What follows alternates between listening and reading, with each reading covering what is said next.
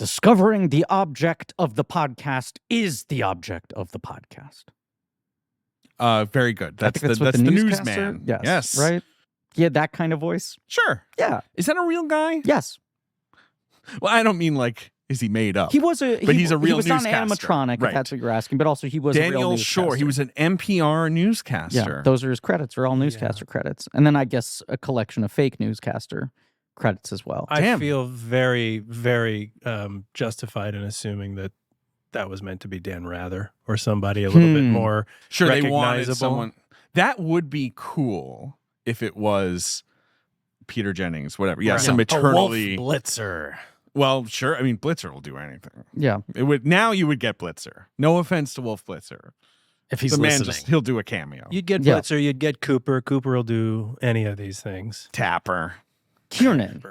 Pat Kiernan. Well, Pat Kiernan... He's the king of this. But that's only if it takes place in New York. This film takes place in San Francisco. Right, but he is definitely, yes, he's happy to do it. Pat Kiernan must have an incredible, residuals rundown. If you look at his yearly, you know?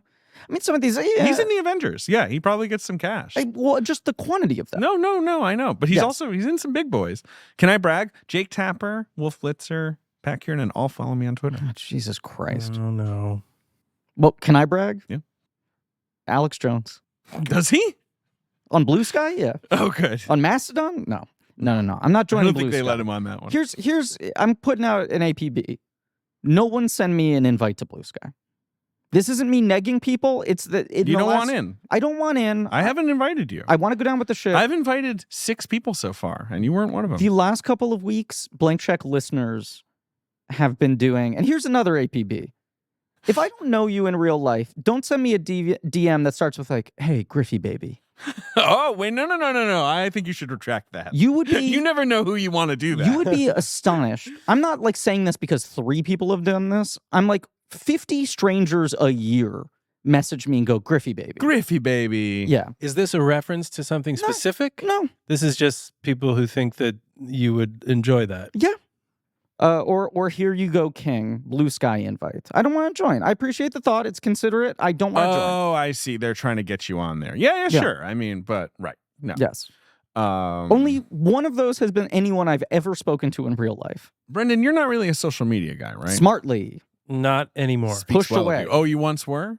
Yeah. I mean, I was on Twitter for a few years. Sure. I have an Instagram account. Some of my favorite tweets. Oh, boy. I actually saved a bunch of my favorite tweets recently. Oh boy. I'm sure when I canceled my Twitter account, which was around 2018, I'm sure I downloaded all of the pertinent information, but I don't know. I mean, you also hired a calligraphist too. Yeah, and I had them all framed. Transcribe all your faves. Yes. They're hanging in one room in my house. It's a hidden room. It's locked. And you don't have the key. I don't have the key. But they do exist. My wife doesn't know it exists. No, to the room. It's a private room. It's a panic room. You know how Twitter will every week now it'll feel like, is this the last day of Twitter? You know, so this sort of another wall falls off or whatever. And people will start those threads of hey, post your favorite tweets in here, all-timers. Mm-hmm. And I was just scrolling through one and I was like, I'm going to screenshot some of these because I think I'm getting close to being done with Twitter. Yeah. But I do just want to save such, Wait, yours? No. Famed that tweets. Game my life. I still have my #1 uncontested favorite of all time. Okay. Which is? I'm paraphrasing here, but I believe it is thoughts and prayers to my little nephew. Ain't nothing wrong with him. His face just looks like a damn honey bun. It's a classic. And it does. There's a picture and it does. And you look at the photo and it does. I don't know if this one's old or recent, but I saw one recently that someone sent to me, which was something like, reservations are so ridiculous. You walk in and you're like, I'm here for my spaghetti appointment. Thanks. See, there's so many good. What a bounty there is. But now increasingly buried in a mountain of shit. Yeah, absolute shit. Anyway. Here's a fun one. Twitter keeps on giving me promoted posts for a podcast miniseries that seems to have the goal of exonerating Kevin Spacey. Yeah, have you been getting this one as well? Oh yeah. Look, there's produced by Kevin Spacey. It has to be. I hope that check was good. That's all I'm going to say to the production team and host of that show. There's so few people who want to advertise on Twitter. I think it's pretty easy to get out there. Yeah. And unavoidable Maybe it's time for me to start getting my name out there on twitter.com. Kevin Spacey truther is just a thing you think wouldn't exist. And look, we will have talked about him. David is steering the car off the road. Just trying to like get off the highway here. You Yeah. know? Yeah, that's true. We're going to talk about him. We will have talked about him re-7. Yes. But we're that's the recording only this. Fincher movie he's in, right? Yes. He produced Social Network. Oh, and then of course they did House of Cards. Right. Together, And he produced Social Network. He brought the script to Fincher. For Social Network? He optioned the book and was the one who got Fincher on board. Cool. Is it? You seem to love that. Well, I'm happy the Social Network got made. Me too. What do you want from me? We're recording this episode before our 7 episode because of our guest who is in New York now. Right. And will not be when we're more deeply into Fincher. True. This is our second Finch episode, but an early Finch. I'm biting my tongue because I really I wanted to do 7. Yes. But happy to be here for the game. There guys. was a bit of a game in terms of arranging the pieces on the board for this. That's right. Our number one prerogative in life is to never do a Zoom episode ever again. Look, it's going to happen. We're going to have to, but as few as we can. We do feel like we perhaps, knock on wood, carved out a 6-month run for ourselves. I know, but I think we're going to jinx it. There's going to be a couple. One's definitely going to fall through, and maybe another one. Right. We'll see. But we're going to largely avoid doing Zoom. You did Zoom with us once, and it's weird. Yeah, it wasn't my favorite. We should say way to do it. But I had a blast. And who you are. And also introduce the second guest of this episode. This is, of course, Blank Check with Griffin and David. I'm Griffin. I'm David. It's a podcast about exonerating Kevin Spacey. Yes. No, it's not. It's a podcast about filmographies, directors who experience massive success early on in their careers, and are given a series of blank checks to make whatever crazy passion projects they want, and sometimes those checks clear, and sometimes they bounce through breakaway glass onto a giant airbag baby. What a film we are talking. I think you got the better film. Oh, I said it. Wow. I said, and I think 7 is awesome. I'm not like anti-7. Right. I think this is better. I think Fincher would, and I've interviewed Fincher. Spent some, I'm going to be bragging about that a lot. I forgot to brag about it in the first episode. Yeah. I think he would scoff at me for saying that, but I think that this is going to be a fertile conversation. He does not seem to love this movie. I maybe land in the middle on it. This film is a masterpiece. That's wild. Okay, you're going to have to fucking explain yourself here. Really? I think this movie is solid. I think this movie is not 7. Sure. Which is, I think, what I thought fine. when I walked out of the theater in 1997. That's certainly what I got tagged It's maybe with like a 7 out of 10. Ben? Loved it. Yeah! Wow. Game. Ben and I have... We're talking about the CW sitcom, right? Yeah. Tonight? Remember that? Producer Ben also asked right before we recorded if JJ, our researcher, had put together a dossier on the game The Rapper, which he did not. It just feels like it should be part of How many the episodes do you conversation. think the game, the American sitcom, ran for? 122. Episodes. Correct. 148. Jesus. 9 seasons on 3 networks. Okay, WB. Nope. So it starts on UPN? Correct. Then to CW? Yes. And then to BET? Correct. Wow. Did 6 seasons on BET. It's such a good name for a rapper. Isn't it also The the name Game. of a pickup artist? Yeah, Or Well, a that was book about his pickup right. artists? Mystery. His sort of his Tao. The game was you his know, philosophy. Yes. Oh, the game is right. how he is mystery, but then he teaches you how to play the game. Mm-hmm. Organizing principle. Right. Yes. Where you're peacocking, Yes. necking. Right. That was mostly it, right? Yeah, those were the 2 steps. And that game is still with us today. Sadly, I see it and I overhear it on dates out in public. Well, Now you you live in do Los overhear a lot of Angeles. dates. And you overhear a lot of I, you have one of those I earphones? actively eavesdrop on Do you dates. have Yes. one of those big old-timey... Yeah, he's like Professor Calculus. He's got a trumpet that he puts Don't in his need ear. one. I have exceptional hearing. Hey. Wow. Too good, in fact. It's too good. It's so good it gives me panic attacks. Well, Oh, like that you're like Superman. You hear can too hear too much. much. And you once played a Superman-esque man. That's true. And one letter off. That's true. One letter off. More like Which is- Super Ian. right. Super Ian. Yeah. And his name was Ian on the show, right? Look, His pseudonym. no, No, I'm we joking. never- Never had one. Yeah. Super Ian did not have a. That was season 3 shit. Yeah, That was in that pile of season 3 shit we didn't get Well, to Jen do. Psaki did not see fit to get to that plot No. point. No. And to be fair, you probably shouldn't have led in the meeting with Salky with like, we'll finally learn Superion's name. She's like, wait, that's what you got? She's like, unless his name is I'm a ghost, I'm not Yeah. interested. And no, her response to that was, who are you? Yeah. I don't think that The show is on bathroom my network. is to the Yeah. right if that's Yes. what you're looking for. Yeah, I've never heard of The Tick. No, here we are. Here we are. to Listen, talk about David Fincher's miniseries. The Game. Yes. films, David Fincher, The Curious Pod of Benjamin Buttcast. Favid Denture, Favid as I like to Denture. call him. We And we it's dare such a call him funny- Favid This Denture. movie Nickname. stars Dykel Muglis. Our guest And today, return to the show, second time, first time in person, hello. Oh yeah. Brendan Hines. I am happy to be here One of my with dear my friends. Phenomenal actor. Phenomenal? Phenomenal. King amongst men. Pretty good. But Pretty good. but there's a Very second good. guest Oh. also in studio. Yeah. And he's breaking a record. Yeah. That's the true. first ever in studio dog guest true. in the history of Blank Check. Well, he's sleeping. His name is Earl, Hello, Earl. and there is a plot twist that we have not revealed to you, David, and to you, Ben. Earl is What? pregnant. It is Earl's birthday today. Oh my God. We have an in-studio Birthday. dog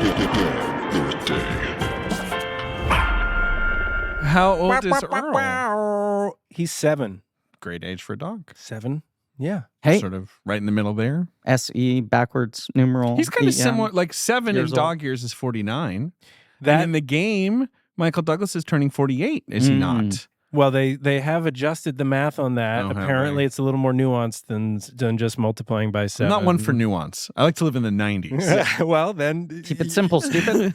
No, what's the Kiss. nuance now? I also don't sort of remember like the- specifically. It's like the bigger the dog, the faster they age, right? The smaller dogs. It's can all age- of them after a certain age more slowly. So it's not just an right. always 7 thing. It's just like they hit a certain they go quickly, they age quickly at first, and then they slow down. So it's some different. But he's in his, robust prime of his life. He is He's killing it. He's the best behaved dog I have He's ever sleeping known. or He's a whatever. He's very good resting. dude. We were talking about right before we recorded that you would bring Earl to set every single day, and that is usually playing with fire Mm-hmm. on a set where people need to be quiet at very specific times. Mm-hmm. He's a quiet dude. Dogs don't know about no red lights going off. No. They don't know about sound speed. No. Earl Sure. Earl never fucked up a take. Never fucked up a take. God He bless. was always really good, especially since like he does get a little anxious when the further the distance between me and him becomes. Sure.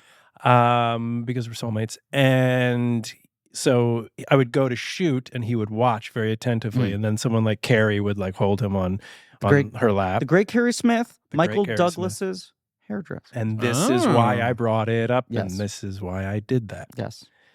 And anyway, and he would be quiet, and then when they would yell cut, and I would walk back to him. Yeah. he would give me high fives and And go he'd up on give you shoot. notes. He He'd would- give you a couple notes. Yeah, they were painful notes. Yes. to be honest. He'd Right, just sit well, there. he's Video not afraid Village, to, lay it on you. hands on. Right. Carrie must have already been working with Douglas at this point, right? Yeah, He's Yeah. got great hair. Yeah. Always has. Carrie Kind Smith, of iconic who hair. is the head of the hair department on the Tick, Mhm. her two main guys she works with, and you'll find that most hair and makeup people at a certain height in the industry usually are like, I have like 2 or 3 stars who I always follow onto all of their projects, and then I will take gigs in between. And her two are Michael Douglas and Keanu. Now, 2 great heads of hair. that's what I was Reeves. going to say. That's Reeves, baby. Yeah. It's Reeves. But just like some incredible hair work across decades on both of those guys. Yes. Yeah. Yes. And And she has incredible material to work with. yeah, she did on the Tick too. I don't know why you're like me. Yeah, sure. Fine. Yes. Yeah, you had good hair on the Tick. You had great hair. on Chris' that hair side. mostly concealed. Did the helmet. Sometimes seen. Yeah. Yeah. Tick's hair never seen. The Tick himself. He's always in He's the. always It's he's always his a Tick. skin. He has no hair. No. Does he have no hair?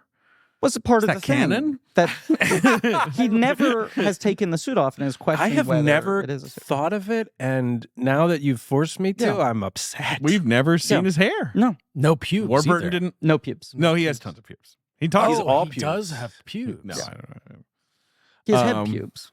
know. No hair though. Right. That's actually technically what's on his head. Yeah. Michael Douglas just a great head of hair. Yeah. Like Great head of obviously hair. the sort of like China syndrome Michael Douglas, right? Like early Michael Douglas, he has Oof. this mane. Oh, It's Yeah. absolutely incredible.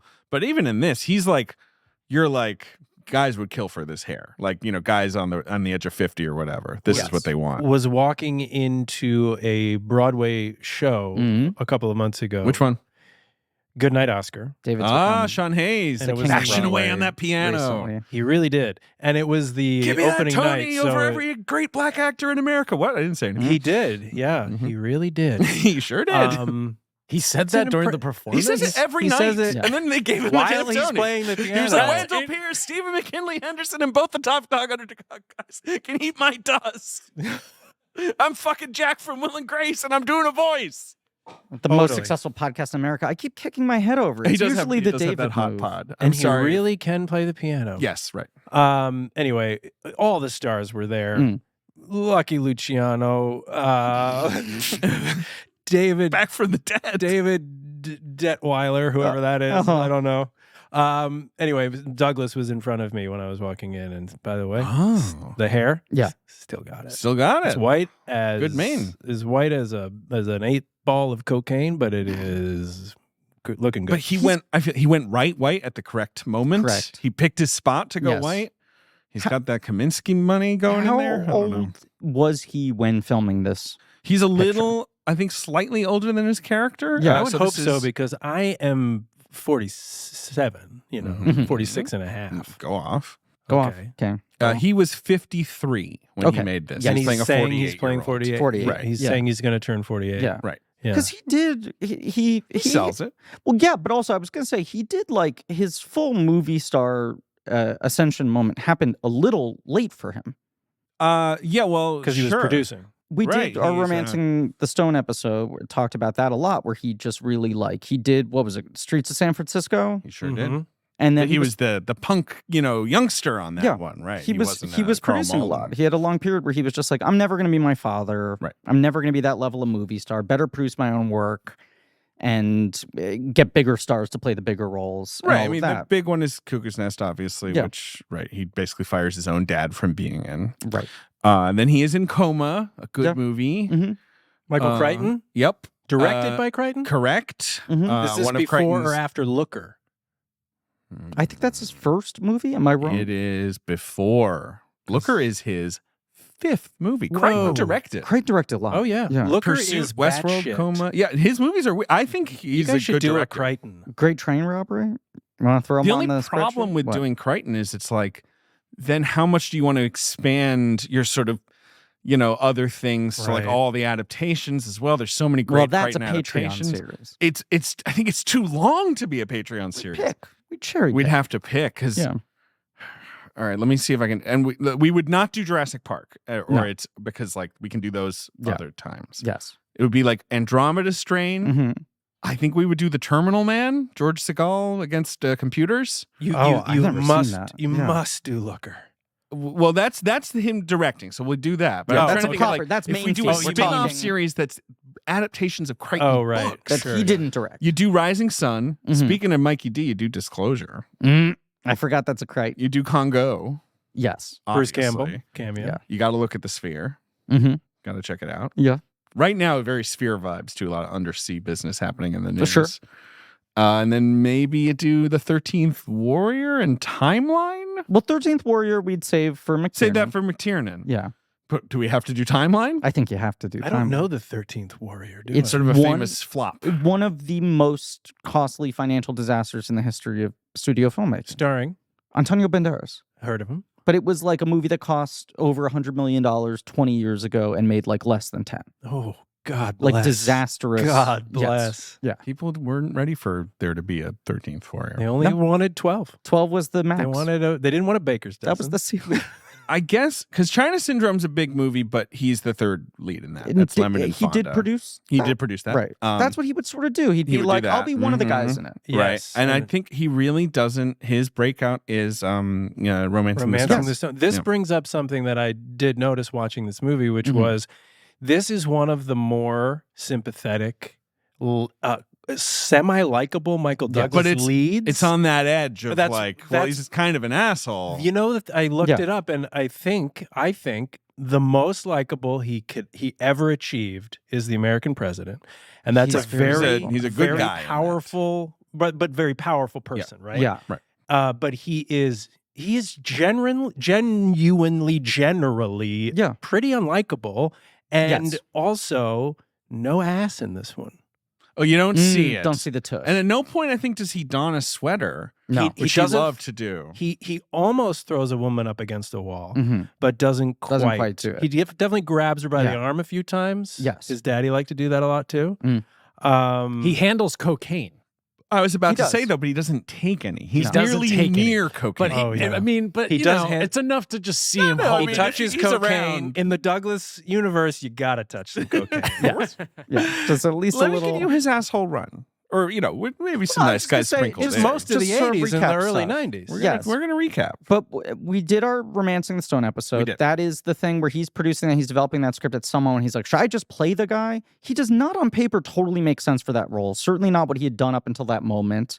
And from that moment on, But he is hot. he is. So hot.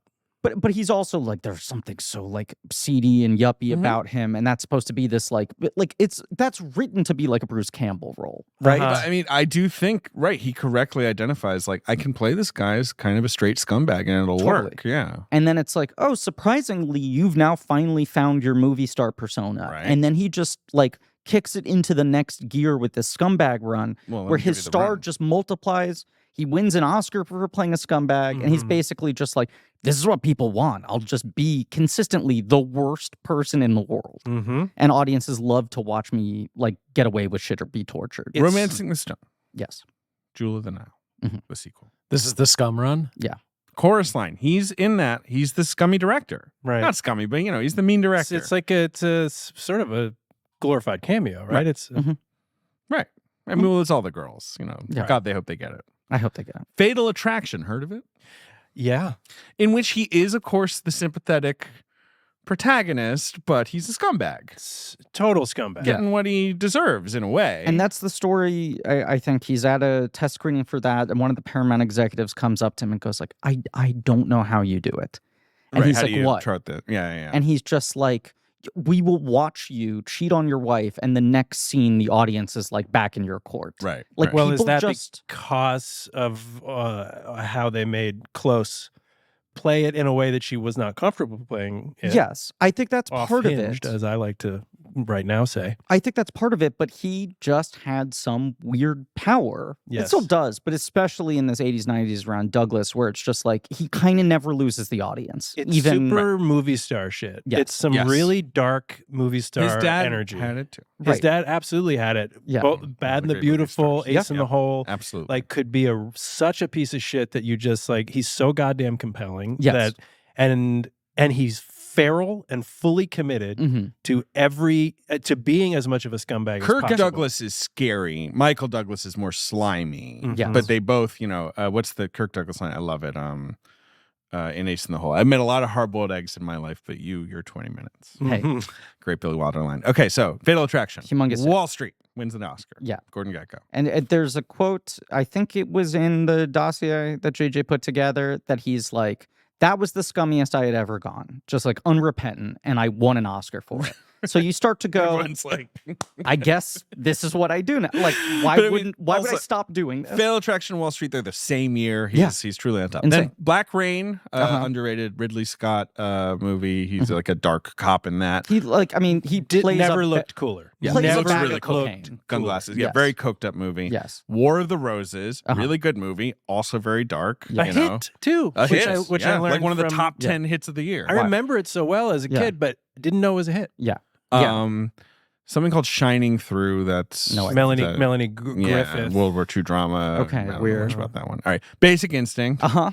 The coke's back. The butt's Yeah. back. The Yeah. butt is back, throwing women up against walls nonstop. I mean, Yeah. now you look at this and you're like, what? He was really an actor who took on really interesting projects. Like, Yeah. God bless, we don't get any of this anymore because then it's Falling Down, Mhm. which is not my favorite movie, but that's a risky movie to make. It's a Again, playing basically an fascinating movie. unsympathetic Yes. protagonist who you're Yes. going to be with. Mhm. It's a really fucked up movie. It's a little fucked up. I've revisited fucked it, up. And, R.I.P. Frederick Forrest, by the way. Yeah. Just died. Oh yeah. But yeah, it's a hard watch. Disclosure, which is a bad movie but was a huge hit. Humongous. In which, once again, he's like, "What can I do? I'm getting sexually harassed by one of the hottest women alive." One of the top 10 films of For that me, year huge hit. as well. Like he's a top 10 box office star every year. Every from year, Fatal the moms Attraction and on. dads want to go see Mikey Douglas Yes. in an R-rated film. Horny Yes. Michael Douglas Yep. dicking Right. his He way may through fuck. Shitsville. I think in our Basic for Instinct, sure. in Basic Instinct Keep it in and episode, double it. I think I said he was America's dark id for the 90s. Right. Like he just was the embodiment of everything. I think Bubbling. Disclosure is where it starts to. I think we see the decline on the It charts. curdles a Yes. little. Yeah, because it was such a gross film Um, for so many reasons. But then The Swerve, American President, an enduring cable classic and a hit at the time. He's nice. look what he does. Single dad president. Yeah. He just And that wants to monologue be at in the love. end. And then he gives a big Yeah. monologue. Classic Aaron Sorkin monologue, which is essentially, leave me alone. Yeah. Hey, be nice. I'm nice.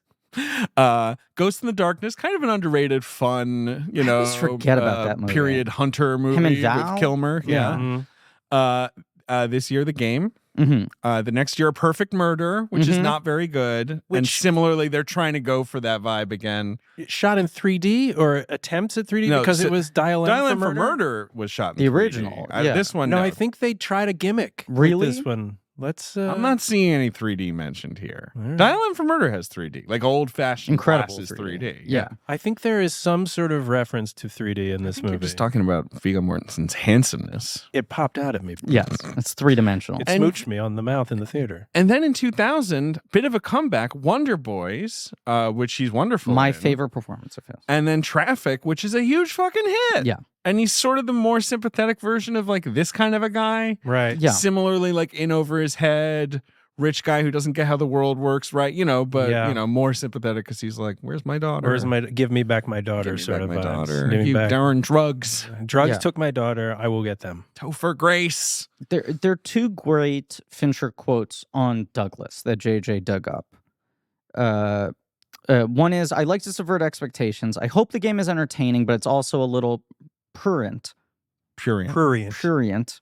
a little sadistic because you enjoy the suffering and anxiety of the central character. You want to see him learn a lesson, and nobody embraces that quite as eagerly as Michael Douglas. Yes. He does have that weird balance where people like to watch him get away with shitty things, and they also like to watch him Yes.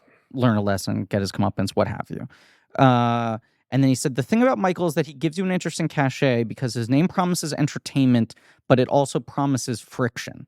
Yep. He's incredibly successful in mainstream, and yet he's still the fascist from Falling Down, Yes. the adulterer from Fatal Attraction. He allows himself to get into tough spots and then sort things out."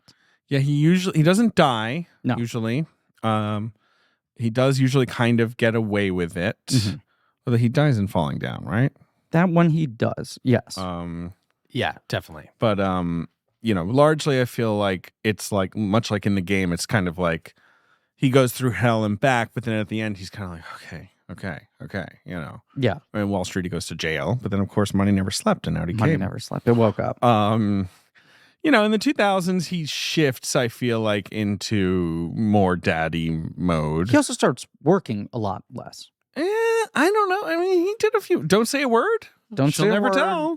The Sentinel, It ran in the family. that's a disaster. The You movie mean with all Dupree? the Douglases. The In-Laws with Right. the remake with Albert Brooks Alan Arkin, R.I.P. and Ryan Reynolds. Mm-hmm. The Sentinel, as you said, that's like a sort of CIA movie or That something, was Secret sort of- Service movie. yeah.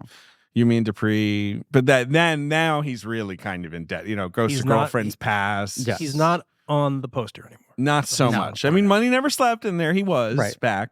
Yes. Soderbergh likes to use him a lot. Right. Puts him in Haywire. Yeah.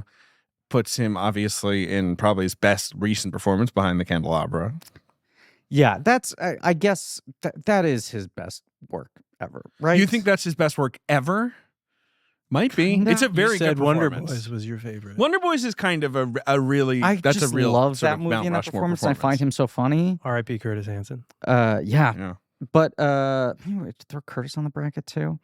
CH? Sure. Yeah. But Candelabra I watch like once a year.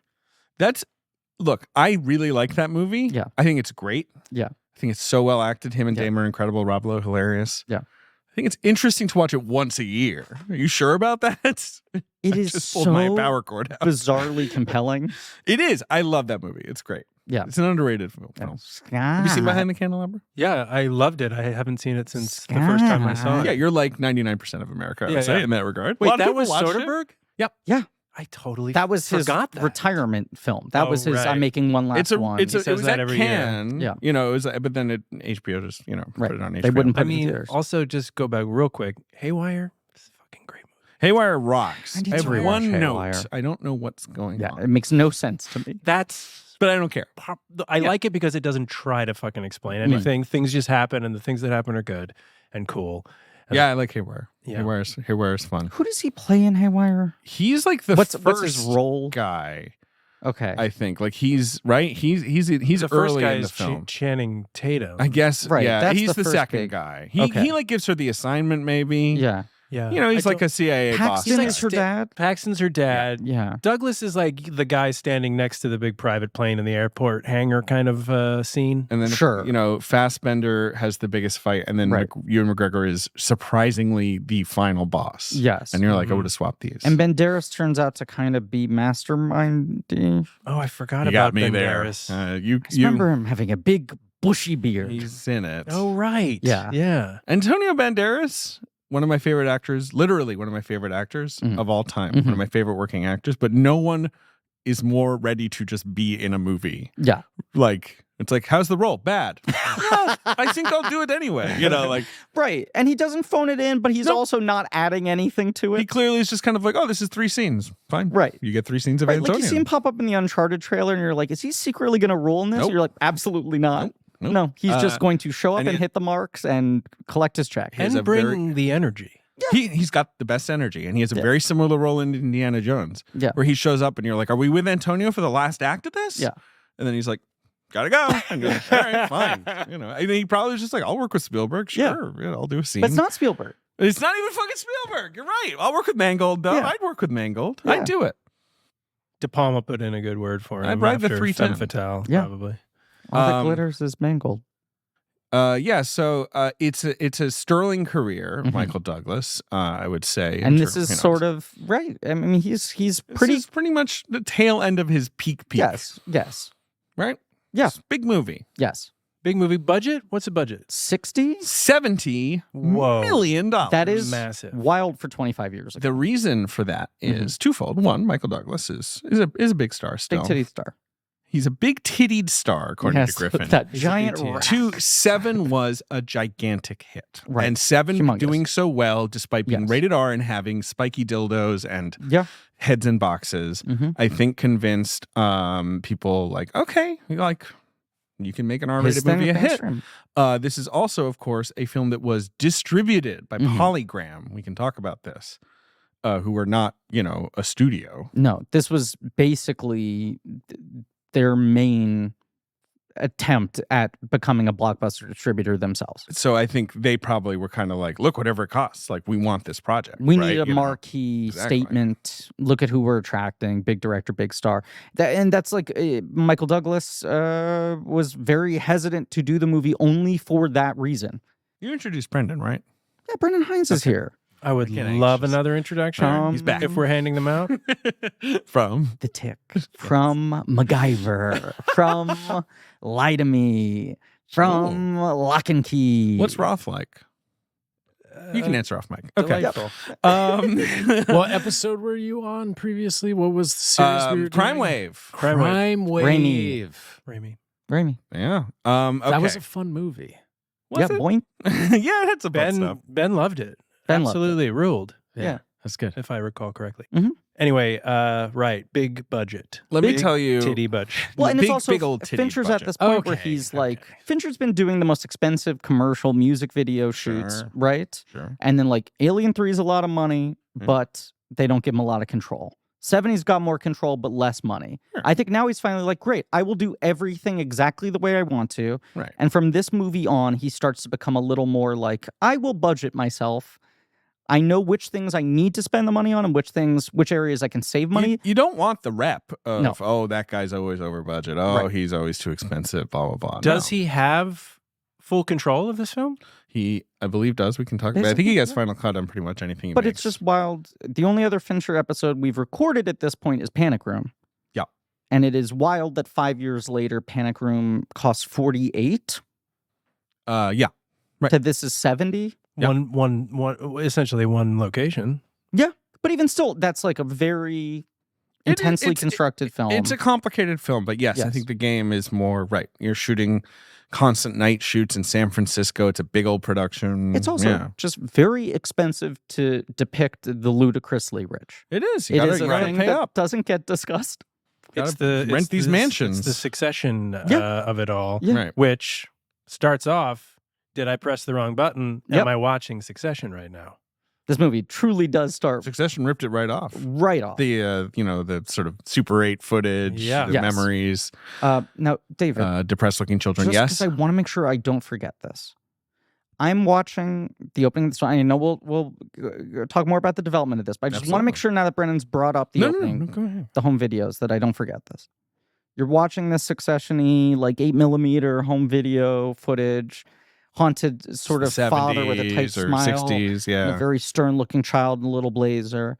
And I'm like, that guy playing the dad looks so much like the name I'm about to pull out. I think I know the name we're about to pull out. Going to make a joke about how much he looks like this guy. And then did you two realize it is, in fact, that guy? So I initially thought it was, first I had the thought of like, wait, is this Kirk Douglas? No, it's not. That doesn't look like Kirk Douglas. Yeah. Then it kind of looked like another, and now I can't even remember Do you the know name. who it is? I know who it is. I know who it is. Can we And blow you can reveal it. the minds of Ben and Brendan? First, let me say this. I thought briefly it looked like George C. Scott. Oh, sure. Kind of looks like George C. Scott. Which would make sense. Right. That he's like Uncredited George C. Scott sprinkled in. But it is not George C. Scott. It is not. You can say the name. And I was like, how funny that it looks this much like that guy who, of course, David Fincher would never cast in this role. How would he have ended up in this movie? And then I realized it is, in fact, Charles Martinet, voice of Mario. Let's go himself. My God. Who's his entire life now, and It's he's just being Mario. He's like in his late 60s. Right. He's kind of now he has kind of like long white hair, and he's goofy, and he's always on a red carpet going like, "It's a me," Now he has just a dartboard with Chris Pratt's face in the middle of it. Yeah, Look, he did a lot of voices in that movie, at least. So he's getting residuals. Yeah, they gave him a very kind cameo where he talks like classic Mario, and the characters basically go, shit all over it. How fucking annoying would that be for an entire movie? But incredibly bizarre that this is him. Very surprising. I know. I looked up who it was because I thought it might be George C. Scott. I thought it was Charles Martinet. And I was like, who's this Charles Martinet looking motherfucker? So he had been doing Mario at that point for 10 years. Yeah. At least. Yeah. Wow. Had he? Yeah. Well, in the 90s? Because Mario doesn't really speak until around now. I watched a long video with him recently where he recounted his sort of like Mario journey. And his first Mario credit. Yeah. Mario teaches typing. Right, 1994. But he... Let's go. 94. He started working. I didn't know Mario taught typing. He taught typing in 1994. Yeah, he was trying to make ends meet. Like Vegas, like tech conventions. Right. Nintendo wanted to show off tech they were playing with, so they had a thing where there was a digital Mario on a screen. Right. People would come up and talk to him, and he would be live responding to them. And the bit was, his mouth flaps in real time. Not like very complicated. No, I get it, but he was doing a voice. But that's how he got hired onto Mario. I think he was doing like comedy and voices and shit like that. He got hired to be a Las Vegas convention guy, then was their live Mario guy, and then started teaching typing. But so he's Mario. So is this how he got rich enough to buy that massive mansion and that was actually a disaffected child? Right. That was actually his rider. It's right off to buy me this real mansion in the San Francisco outskirts. It's right off of Rainbow Road. Right, exactly. David? Yes. What do you call a person who speaks 3 languages? I don't know. Answer honestly. Trilingual? Correct. What do you call someone who speaks 2 languages? Bilingual. Correct. What do you call someone who speaks 1 language? American. 5 comedy points. I thought you were gonna give an actual answer and then I'd get to joke. I'd get to cash in the points on the joke. It turned out to be an alley-oop. What do you call my a dear person who friend. speaks 4 languages? Quadrilingual? Quadrilogy lingual.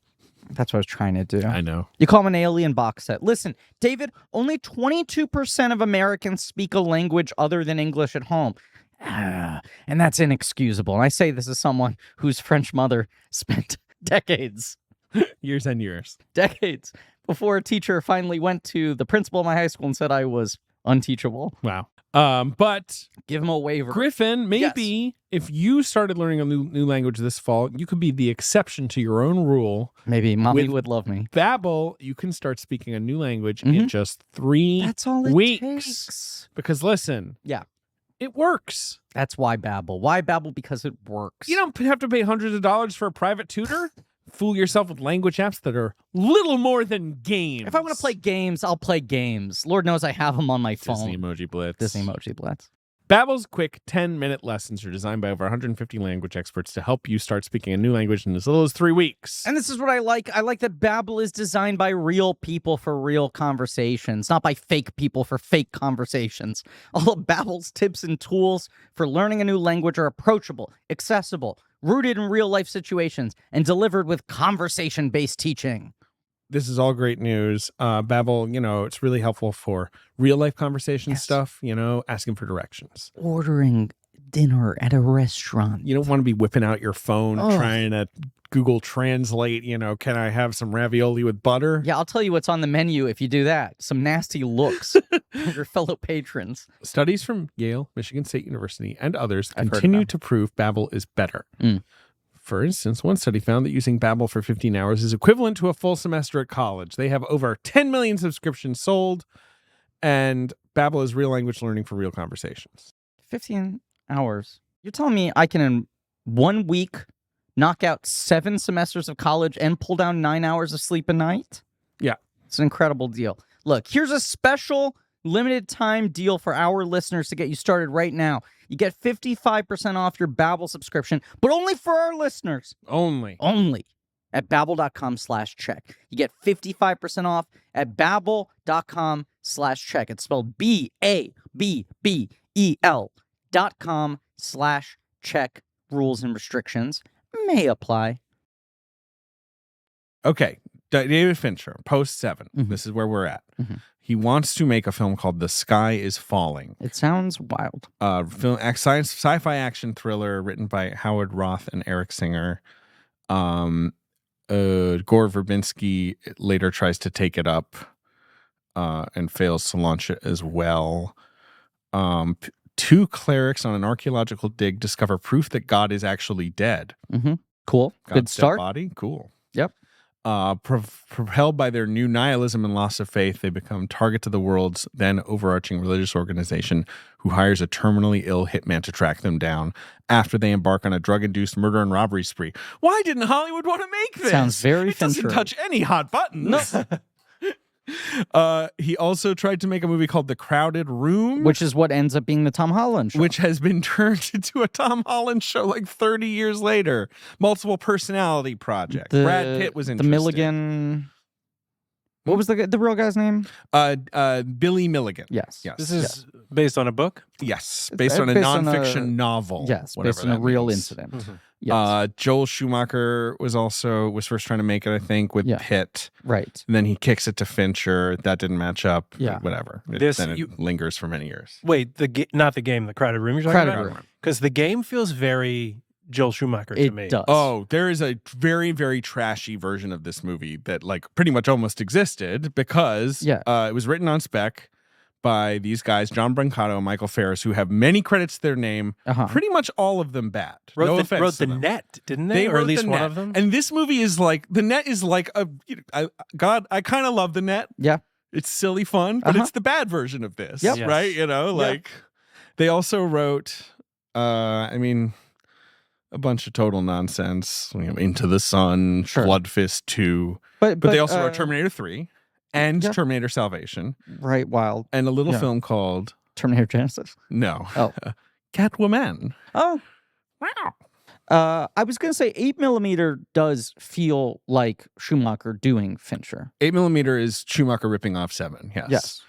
Right. And 8mm, in my opinion, is kind of a fun watch. I like 8mm. And the Cage performance is pretty fun, and Joaquin is amazing in it. Yeah. But it is fundamentally not a serious movie. You know, at the end of the day, you're like, this is bullshit. A deeply Like, yes, unserious. right. What is the George C. Scott movie that Hardcore. That movie's good. right, yeah. Right. Oh my That God, it's that's my daughter. directly ripping off. It's Yes. ripping off hardcore in the style of Seven. Right. And that's sort of 90s, 9 Inch Nails-y kind of like. yes. And is that Andrew Kevin Walker? Yes. Yes, right. So the game that these guys write it on spec goes to MGM. Mhm. Jonathan Mostow. He of Terminator 3 Rise of the Machines. Exactly. Is attached to direct. Kyle MacLachlan and Bridget Fonda are brought on board to star. It just sounds like a VHS classic. It does. Right? It just sounds like a silly movie. Sounds like a Ben's choice. right. Yeah, Yeah. absolutely. So it's kind of, that's circling. All right. So Polygram, who are a record label. Yeah. Dutch record label. The Dutch. Mhm. They invest in something called Propaganda Films, David Fincher's music video company. Yes, along with Dominic Senna. Oh, Swordfish. Yes, and a couple other people, but they were. I'm sure we'll talk about that. There was the stat that at their peak, Propaganda was responsible for 1/3 of all music videos being directed for major labels. The other names, They were just Steve the- Golan, like guys Yeah. are less fit, but yeah. but the kind of tastemaker, pioneer, top of the heap. They eventually bought Propaganda outright. Okay. And they have this script. I think they had bought it off of MGM, Mhm. and they show it to Fincher, Mhm. and they're like, "It's called The Game," and Fincher's like, "Oh, is it like a Most Dangerous Game kind of thing? Right, Like, don't want that, don't Humans need it." Hunter for Sport." And then he reads it and is like, I like this. First, we can think about how rich this guy is, which will interest me, right? Yep. Like delving into that kind of sphere. And then you go into the Kafka-esque, why are they doing this to me and what does it all mean? He says this is not a movie about real life. It's a movie about movies. They're putting this guy in a movie, but he doesn't know how to act like a movie star. So he's just running around and flipping out. Yeah. And grabbing people and being like, what is going on? And so he brings in, I think, Andrew Kevin Walker, the writer of Seven, and is like, do a pass. fix this. Yes. The big thing I kept reading him say about this movie is that, he loves torturing his audience, right? But usually he does that by really following the rules of whatever genre he's playing in and then pushing things harder than most directors would, right? Or going deeper, more detailed, Sure. whatever. And he was like, this is a movie that like kind of says fuck you to the audience. That gives you like nothing to hold on to. It's like Panic Room we get to later. He's like, that's my experiment in making a movie where you're in perfect lockstep. The audience is right there with you. They understand every single move, every inch of the environment. And this is a movie where he's like, I'm making sure you have no idea what anything is at any point in time. It's all about the dispensing of information selectively when I want it. Sure. Yeah, Yeah. he's in charge. You're right. You're right. I mean, look, Michael Douglas doesn't know what is going on. Yeah. Is it The Game? I would argue that my beef with this movie is that I never feel like I am being gamed. I never feel like there's never a moment where I'm thinking, oh, this is real. This is really happening. It is my exact problem with this movie Because as well. It sets up, you're already set up in the world where it's like, oh, is this real? Is this fake? No, this is the game. This is the game. This is the game. Oh, it's a game. It's a game. It's a game. And you're just thinking, well, now they're shooting him with submachine guns, whatever they're fucking called. So like, I was about to gun splain I love there. that. So what? Like, I'm just thinking like, oh, they went in there and set up all these squibs.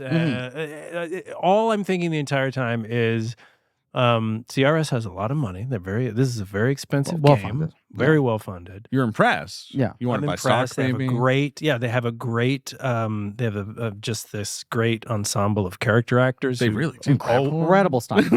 all stock players who Yeah. just hang out in the in the Mark commissary. Boone Jr., that guy Yeah. was Mark really... Boone And some deep, Jr., Linda Tommy Mann Flanagan. from Days of Heaven. From Yeah, Days of yeah. Heaven. Fucking And you don't even, she Spike only says Jonze? one thing. Yeah, Spike Spike Jones. Well, I think he's a real EMT. He's not Is one of he? the players, I right? can He's- never remember. You're I going to know need he's a an real EMT.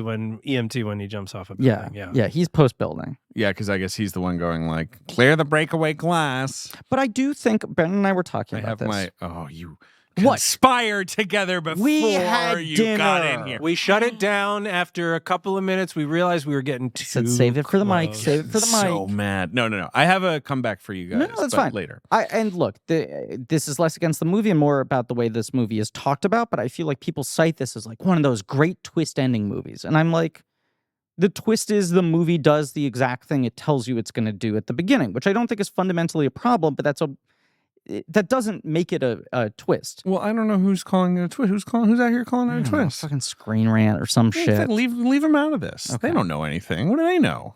What do they know? Movie poop shoot. Well, they're really smart. We Yeah. need to let them in on the conversation. Sure. What's your retort, David? No, I'm going to get to that. I want to give you a little more pre-pro. And Fine. then, he was going to make this before 7. Yes. But then Brad Pitt's like, I want to make 7. And so 7 like happens, right? Yes. Like that's the power of Pitt. And then 7's such a big hit. He's like, this is better for me because now I can make this movie at an absurd budget. I'm going to get more budget. He gets in and he gets AKW in there. Mhm. And he's like, can you make this guy more of a sort of cynical bastard? We need to work on the protagonist. Like he needs to have more of a thing. This is the thing I like most about this movie. Yes. And it finally clicked for me reading a bunch of these Fincher quotes that he's like, it's a Christmas Carol. He's Scrooge. He's not what you think Michael Douglas is when he's playing a master of the universe who's Yes. in a boardroom, which is Yes. Gordon Gekko. Right. He is Scrooge. He's like he's walled himself off from the world. Yes. Partly because of this horrible thing that happened to him, Uh-huh. and partly because capitalism. But much like Scrooge, and unlike most Michael Douglas characters of this era, he is not enjoying his life at the beginning. No. This guy no. is fucking Scrooge miserable. He is, but I think, is Scrooge doesn't really enjoy it. He's Scrooge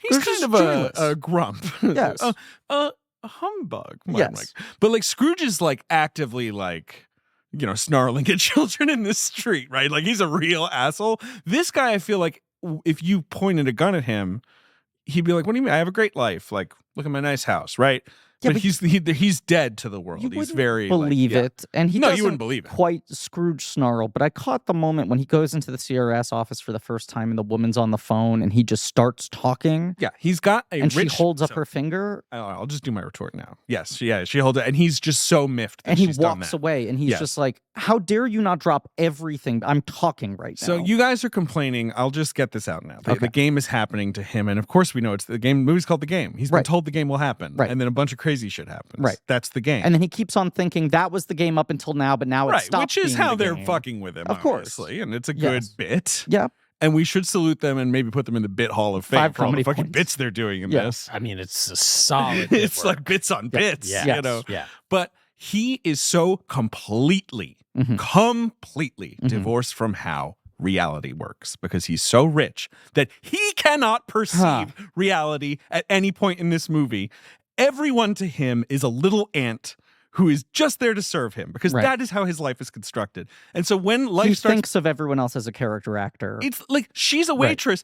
Everything she's doing is bizarre, but he's probably just like, oh, well, she's just some Dickensian fucking urchin because he doesn't have any conception of how real people behave because he never interacts with them. He doesn't have any friends. Mhm. He's at the fucking country club and these two guys are just like, the game, it's good. And he's just like, well, they must know what they're talking about because they're rich and here. Right. Like initially you're like, he must know those people. And then you see them at the end. No, he says to the guy, he's Like, like, I don't know any you, new right. members? Right. Exactly. It's like he's just like, that's what I love that this movie is basically shaking him out of Sure. the surreality of being a Well, millionaire. yes. No, the Christmas Carol aspect right, of right. it. It's a wonderful life. It's Kafka's It's a Wonderful Life. That's my Letterboxd review. Okay. It's so fucking good. It's like, what if the trial happened? But then at the end of the trial, it was like, see, you do have friends. And the guy was like, oh, that's what this was all about. Whereas obviously in the trial, it's just like, no, this, you can never escape the state, Sure. But right, if there was like a door at the end of the trial, and at the end it's just his brother giving him a hug, being like, welcome back to reality. Like, you haven't been here with me. Yeah. But now you're here. Well, I mean, it's the thing Penn says at the end of like, I didn't know any other way to stop you from becoming a total asshole or something like that. Or becoming our dad. Cut him right? off at the pass. Because that's the whole Right, thing. it's one or the other. When he talks to Ilsa, Yes. his beloved Ilsa, who's totally in on it, Yeah. about his dad, and she's like, you've never asked me about him. And you're like, that's psychotic, one. Yeah. And two, she's like, you just wouldn't even know he was in a room. And you're like, that's this guy's vibe. Unless he's being like a corporate asshole and yelling, he has no personality. Yeah. He does feel dead inside. And like, he feels like one of those, like, well, he threw himself off the building at 50. Why? Yeah. I mean, he had a mansion. He probably should have been happy. Did he seem right, sad? I don't know. He never talked about anything. He had no personality. Ever. Right. Right. So it's just such a good, like, 90s fable of, like, I love pre 9/11 movies like this so much. Where it's like, what's the matter with this guy? He's too rich. And I'm like, I'm sympathetic in a way, right? You know, the curse of capitalism. It's reached this peak. Yeah, I like that interpretation of it, and I had a similar one, but I kind of also was my response to it is sort of like, yeah, so what? Like it's sort of like a massive intervention therapy session for this guy, an to evil like, millionaire. Yeah, thank God this guy feels better about himself now. He doesn't know how to change a fucking tire. Him and Sean Penn, neither of them know how to change a tire in the middle of the film when the stakes are almost not quite at their highest. A good bit. They wouldn't know how to do it. Right. It's a great bit, but ultimately at the end it feels it's very shruggy to me. It's very just right. It's very just like, oh, he's gonna be rich people. He's gonna be fine, and he may have found a love, a little happiness. Maybe he'll go to Mexico. Where are they going? Or to the airport to have coffee with her, because now he's a man of Australia. Australia. It's somewhere far. He's a man of the people. He's a man of the people now. Right. Did you guys watch the alternate ending? No, I have watched it in the past. I have the Criterion. What is the because I was reading. We're jumping way ahead here, right? Yeah, but we are. At the end of the movie, the only moment I'm just remembering the first time I saw this film, which was probably on DVD like 15 years ago. Oh, that's the first time we've seen it. Yes, right. I hadn't seen it since. The only moment, and I watched it with my friend, my roommate at the time, who was like, "You haven't seen the fucking game?"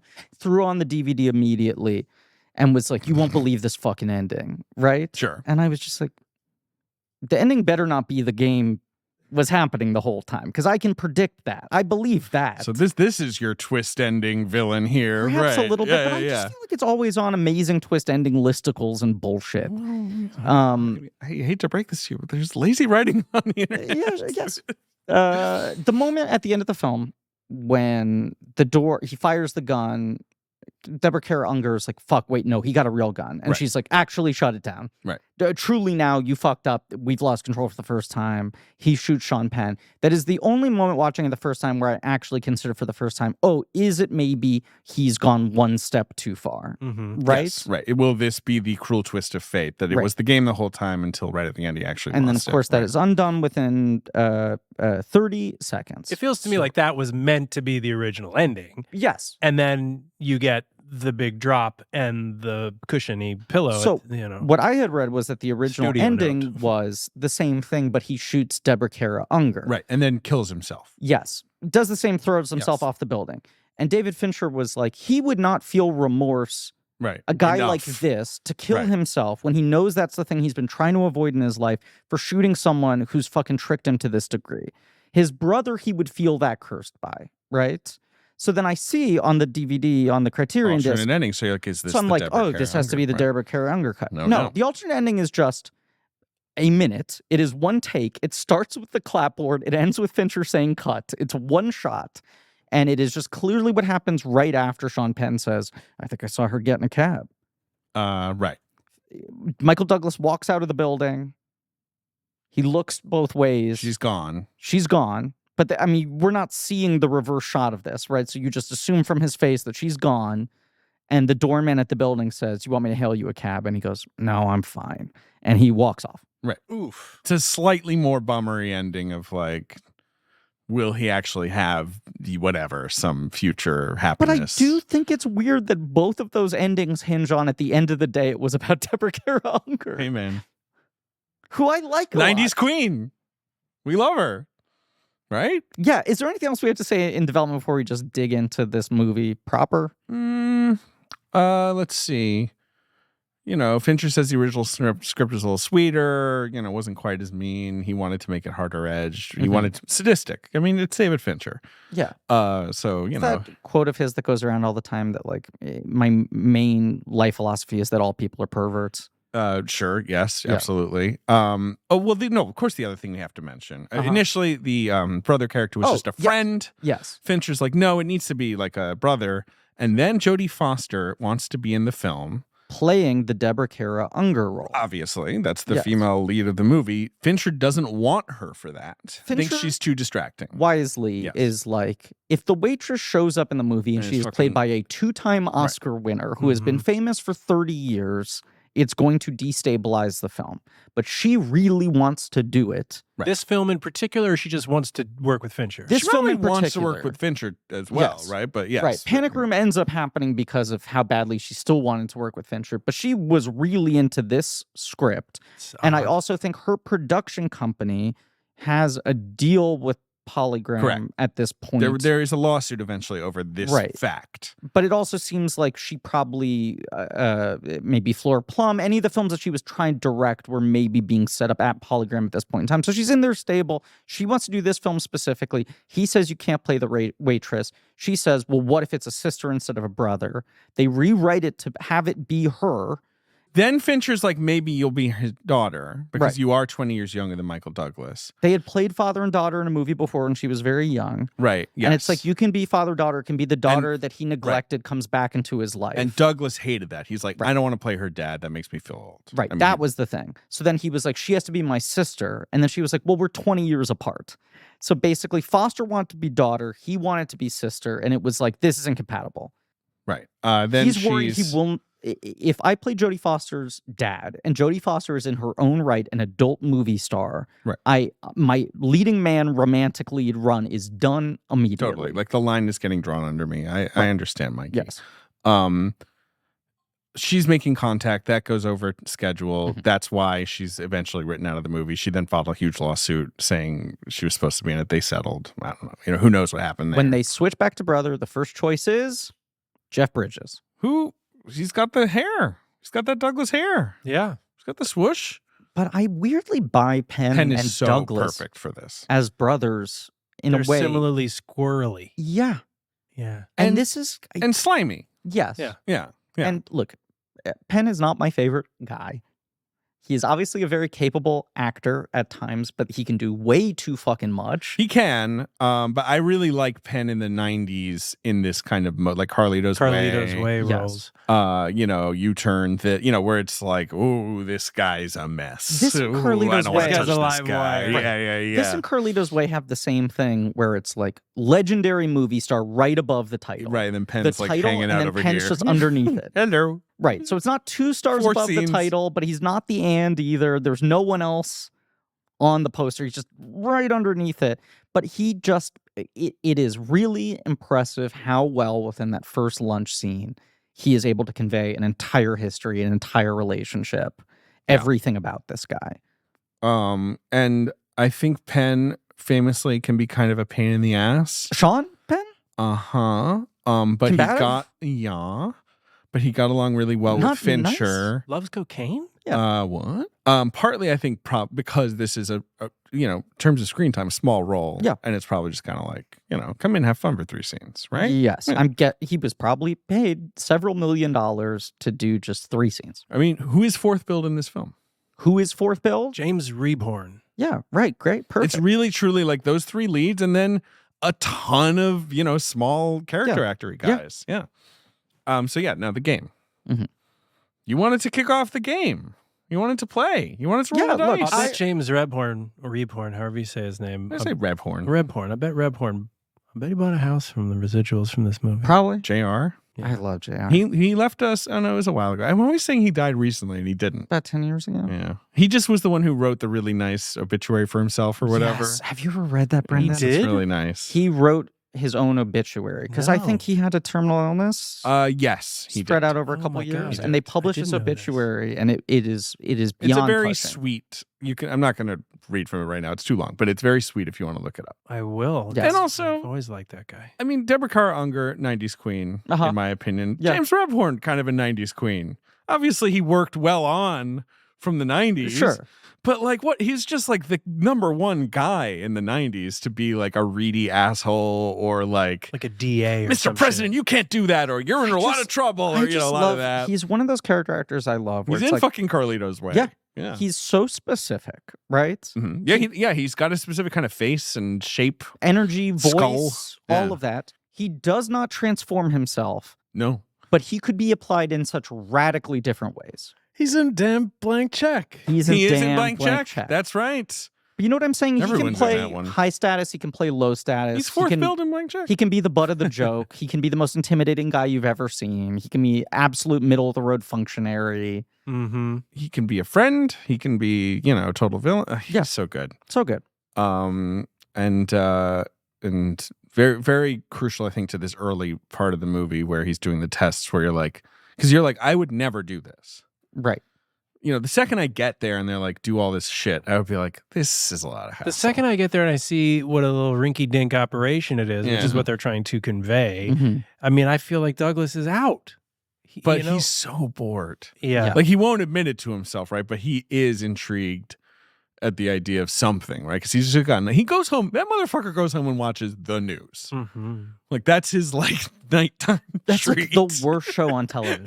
Especially, I'm sorry, no offense to this fucking anchor, Daniel Shore. Sure. But the worst news, he's like, people are depressed all the time. Like, everything he's reading is this sort of very 90s kind of like, a new survey showed that 10 out of 10 people think the world is bad. This guy OJ used to- still not guilty. Isn't it like market news? Yeah, Like he financial This guy news? used to come on, I think when my dad would pick me up from high school, Mm-hmm. and the worst possible time, to drive home, 5:30 or 5:45. Busy. The devil's hour. Yeah, and it's like the NPR. He'd be listening to NPR, and this fucker would come on. It would literally be this guy. Oh, or yeah. this type of because guy. he was an this NPR guy. Daniel Yeah. Shore. Right. Yeah. And he would talk about the markets, and he would talk about, I always equated him with someone like William Bennett, who then sort of started to scold people on their fucking behavior, and then it turned out that he was an absolute crook. Oh, yeah. Well, and he's a gambling addict. He's a classic 90s hypocrite. Yeah. Or what? 80s Bennett. hypocrite. Yeah. William Yeah. Bennett. Yeah. The golden age of hypocrites, wasn't it? Totally. Yeah, the all 90s. those. But it was, it was good old fashioned hypocrisy. Yes. They told us not to be bad for in whatever way. And then Right. they would have an affair. Yes. It was normal. And then they would would feel do- shame to some extent and And go maybe away. resign They'd or go away. Right. Go away. And now it's like they send 1 million racist text messages and their defense was, I was joking or whatever. Yeah. Now it's that. Yeah. Or There is no defense. more They often the just don't defense even is, bother. this is good, actually. Right. Like you triggered much. Yeah. Anyway, he was one of those old fashioned, he was like Reagan's Secretary of Education or whatever. Yeah, he sure was, that fucker. Dan Shore. He was a drug czar. He was a William drug. Bennett. That's right. He was the He first, was the first czar. drug. And then Michael Douglas was the drug czar. Then he was the drug czar. In in Traffic, traffic, he's the drug czar. right? Yeah. He's the drug czar. He It's played- coming back the around. Bennett. It's coming back around. Daniel Shore, Mhm. God bless him, his last broadcast on NPR, Uh-huh. Saturday, July 10th, 2010. He died July 23rd, 2010, at the age of 93. Wow. Holy Files shit. one more report, and he's like, all right. He died at the desk. Yeah, basically. pretty much, Yeah. right? Yeah. He maybe took a week. Yeah. Wild. So the game. So, all right. Mhm. Which I want to be clear, if that sounds like I'm being negative About Daniel Shore. about the film, Oh, you don't want shore heads to come for I you? just think in terms of Oh, like they are like brutal. they're like the Bayhive, man. They will swarm. in terms of like 90s sort of vaguely satirical thrillers Mm. about sort of hubristic soulless men, titans of industry who get trapped Masters in of the a universe. game of their own design, right? A trap of their own design. What's the movie you like best? I love The Player. I don't hate the game. Very good Thank you. landing, baby. I don't hate the game. I don't Love- hate the game. love The Player. When I saw this film, I was a massive seven head. Right. This is the thing. I was coming off of such a seven high. You were living was this 20 years in old. real time, being like, "This is the fucking guy, and this guy's gonna hit home runs every time." 100%. I saw Yeah. Seven like 3 times in the theater. I felt like a big old grown up. Mhm. I was Because like, it was so dark. dark movies are the real shit, man. It was all. It had all the sins. Few movies had Yeah. ever attempted that. No. Some movies would have hit some 'em all. sins, 3 It or had 4. It had a foot chase in the rain with a gun being waved Well, around. my favorite thing about Seven is it's always raining. Always raining. like the most nice. Except at the end. Yes, yeah. But when it they're in the is, you're, desert. you're right. It is the Avengers of sin. Yes, exactly. Like Sternberg could only get one sin off the ground, and even then he lost most of the footage. Uh-huh. You know, Still mad at you about that stupid joke. I love The Player. No, I don't hate It the was game. great. I also love The Player. To be clear. Yeah. And you love the game. You love the player and love the game. Yes. I love the game even more. Well, I love the player. The player's real good. David. Hey, Two hate great it or movies. love it, the underdog's on top. It's a reference to one of the games. Oh boy, he reopened the popular tab. He songs. reopened the Wikipedia tab. I on feel like the game only had a couple years Yeah. up there, right? Like he was a little flash in the pan. Well, if JJ had done his damn job, Yeah, we would second know. dossier, JJ. to be, I want to actually make this clear. Oh yes, JJ worked very hard on these dossiers did. at very short notice. he did. Thank And in you, fact, JJ. he said, "Please don't criticize me on air for getting this to you late." And in we fact, won't, but- want to go out of our way to thank him for doing a couple dossiers on very short notice as the schedule flipped around. Right, That and hadn't been also said. scold him. Right, JJ, so- you fucked up. You should have pro bono given us an additional dossier on American Rapper the game. So Nicholas Van Orton is a wealthy investment AKA the banker, game. aka the game. Before 50 Cent ever heard of him. Yeah, Nicky the Game Van Orton. You should have seen this coming. There's a game with your name all over it. He's an investment banker, as he sort of says. It's like, I'm gonna move money from one place to another. He himself is not. He basically Into knows his that job. his job is bullshit. Yeah. That he was born on third base. Born on third base, but then did have the unfortunate luck to watch his dad mysteriously throw himself off their haunted ass mansion. And as a luckily child. someone filmed it. And luckily, it was being filmed by like the 14 guys who filmed JFK's assassination. Mark Mylod was there. And he goes, Yeah. I could develop this style even further. This also has tinkly piano. which, It like, does. It really does. Is it a Howard Howard Shore Shore, score? great Howard It Shore is, score. yeah. He does all of Fincher's early scores, and they're Yeah. so good. Yeah, before he jumps over to Reznor. and I did Ross. really appreciate speaking of the difference between him and Reznor, though, is in the chase sequences in this movie, it's still just a bass and some piano. Ding, It's- ding, there's never any like, it's not like a drum. This movie, the score from Howard Shore feels like two different scores being played on top of each other. Yes. There's like the thumping bass thing, and then there's the twinkly piano, and it often feels like they're discordant with each other. Intentional one, must have said. Yeah, which I like. I mean, I love Howard Shore. Yeah. But it is crazy that the guy who did the weird discordant Cronenberg and Fincher scores. Yes. And then PJ was like, hey, you want to do like Lord of the Rings? He's like, Yeah. sure. You want a symphonic masterpiece, like with like 20 leitmotifs that will like, last a generation? You know how his career started, right? I don't know. He was the original music director on Saturday Night Live. Oh, yes, I did know. He's a Lorne Michaels guy who then became like weird, like thriller score guy, then came up with like the defining blockbuster epic score. Right. Yeah. God bless him. Yeah. Wild career. He's got cute little glasses. David, Yes. you ever been on the hunt for a new doctor? You Yeah. ask literally everyone you know for their reco. The Hunt for Red Doctober. Well, that's funny. That's actually really good. Not even Craven has good luck finding the doctor he looks for. Craven, the greatest hunter of all, with the blood of animals, giving him course. extended senses. But the animals can't help him find someone who actually gets him, listens to him, don't. and makes him feel super comfortable. Because he doesn't have the blood of a doctor inside. And then, of course, maybe you do find a doctor for you. The one. The you call one. their office. Ugh. Oh, they have an appointment available. Great. news. But then Oh no. they don't take your They insurance. don't take the insurance. We've all been Wipe there. your tears away. What? Put away the ice cream. But I just put the syrup on top. Put it away. Oh, fine. And head over to ZocDoc to find and book the doctor who is right for you and takes your insurance. Do I have to put the whipped cream away as well? No, keep it out. Okay, thank you. Look, the thing with ZocDoc is it's a free app where you can find amazing doctors and book appointments online. We're talking about booking appointments with thousands of top-rated patient-reviewed doctors and specialists where you can filter specifically for the ones who take your insurance, are near you, and treat almost any condition you're searching for. Look, I've had some health problems over the course of doing this podcast. Listeners might have picked up on a back injury from sighing too hard on camera, Mm-hmm. organ failure. Famously. Yes, your organs did fail once. They failed many times. One organ. Catastrophic. Yeah, but it started to bleed into the other one. The point is, in both cases, it's like I get stuck in this medical hamster wheel. You're trying to find the right doctor. I'd get to the right doctor. I'd show up at the office. They go, no, I can't take the insurance. Got to kick you over here. It's the most frustrating feeling in the world. I do anything to avoid that. Well, the average wait time to see a doctor you book on ZocDoc is Yeah. just between 24 and 48 hours. That's it. That's time I You have. can even score same-day appointments. And once you find the doc you want, you book them immediately with just a few app taps. No more waiting awkwardly on hold with the receptionist. And I got app taps burning a hole in my pocket. Yeah, look. I got app taps to spare. I've used ZocDoc many times. You should too. Go to ZocDoc.com/check and download the ZocDoc app for free. Then find and book a top-rated doctor today. That's ZocDoc.com/check, ZocDoc.com/check.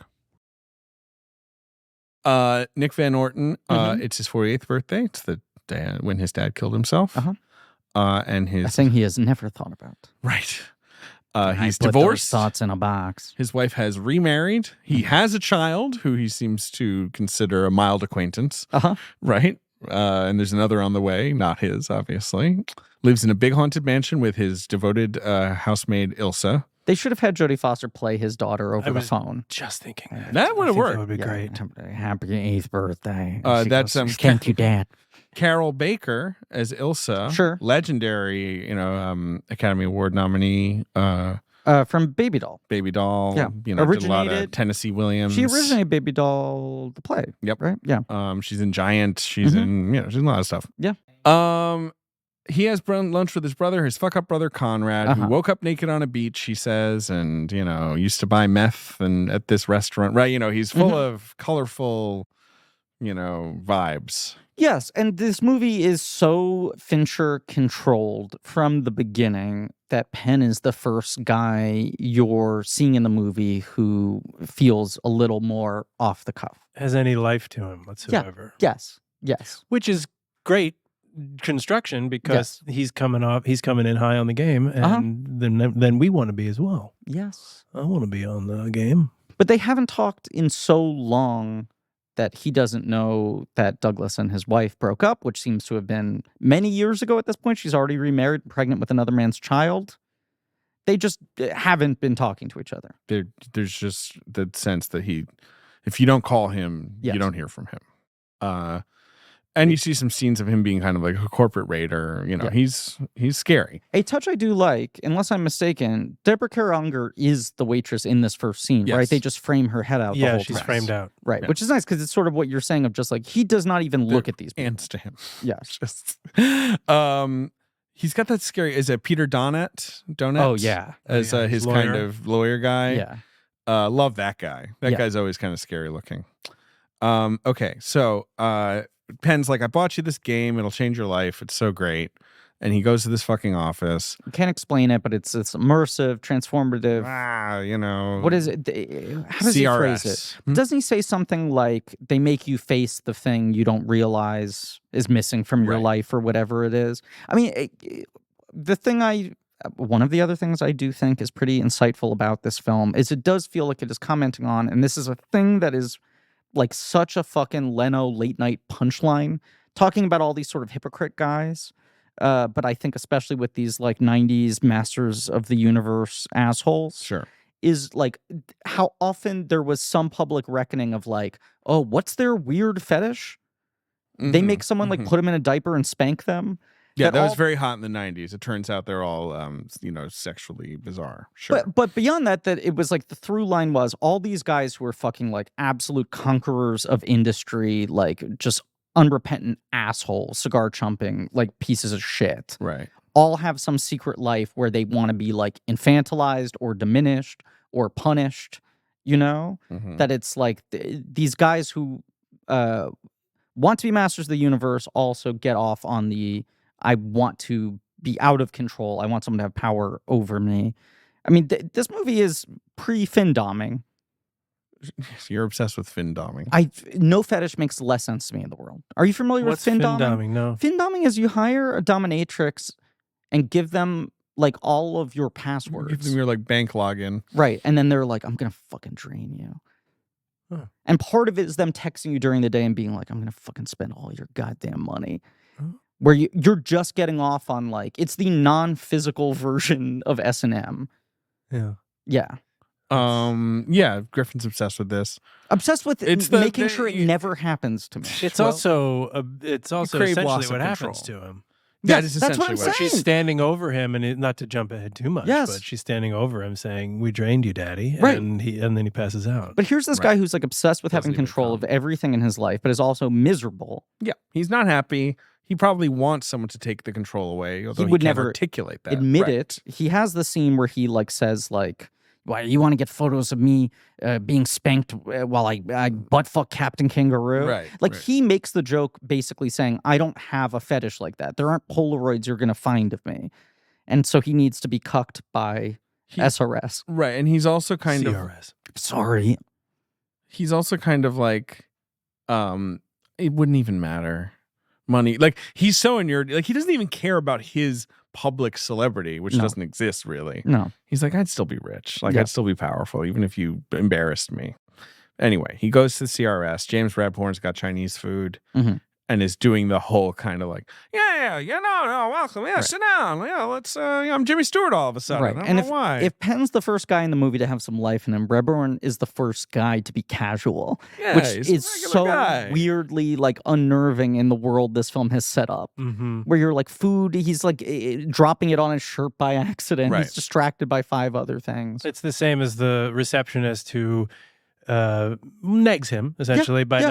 not immediately catering to him. Yes. So they're both both operating from this place of smart. pretending they don't know who he is. Right. Yes. Like they're putting him off kilter. It's probably what keeps him interested. Right. Like the lack of secret. That's the game. That's the right The game's there. begun. I mean, Yeah. it's negative. They're negging. Right. Yeah. They're negging him. And the- Redhorn's peacocking with that Chinese food. he really is. It's the best in the city. Best in Yeah. the city. That's insane. And so they have him fill out a zillion forms. They have him do a physical. They have him watch the video from the Dharma Initiative in Lost, where it's Yes. just sort of like, stock footage of weird Right. shit, and then something that just says like pornography, Right. like Masculinity. yes, Yeah. Like, whatever. And he's like, "What is this?" Yeah. And after all that, he then gets a phone call the next day or whatever Mhm. that's like, "Sorry, declined. No game for you." Yeah. It didn't pass the test. Right. The first, and then thus the game has begun. Obviously. Of course. It's the total recall thing where they tell you exactly what's going to happen right at the moment where the thing is supposed to start. They're like, malfunction. Not working. Right. Right. Yeah. Love that in Total Recall. I think Yes. that this movie should not have been called The Game. I think I kind of agree with you. I'm going to start there. What would you call it? Nick's Bad Day. I would call it How Nicky Got His Groove Back. Sad Oh. Richie. Yes. Sad Richie. Yeah. Don't, whatever. Don't bring the wooden clown inside. I Yeah. think I would Called call it. I think I would call it Escape Room Mm. Tournament of Champions. Tournament of Yeah. Daddies. Have you seen those movies? They're Oh really- no, I was talking about actual escape rooms. I know. What but is- I know. Have I you didn't- seen the escape room films? I am here to tell you I didn't know there was such a thing. I They think are- you'd maybe like them. They're very game coded in that Yes. it's like, oh, an ordinary escape room. Actually, we know everything about what's going on with you. Yes. Like fundamentally. And we're going to design escape rooms that provoke. How you many know, are there? Two.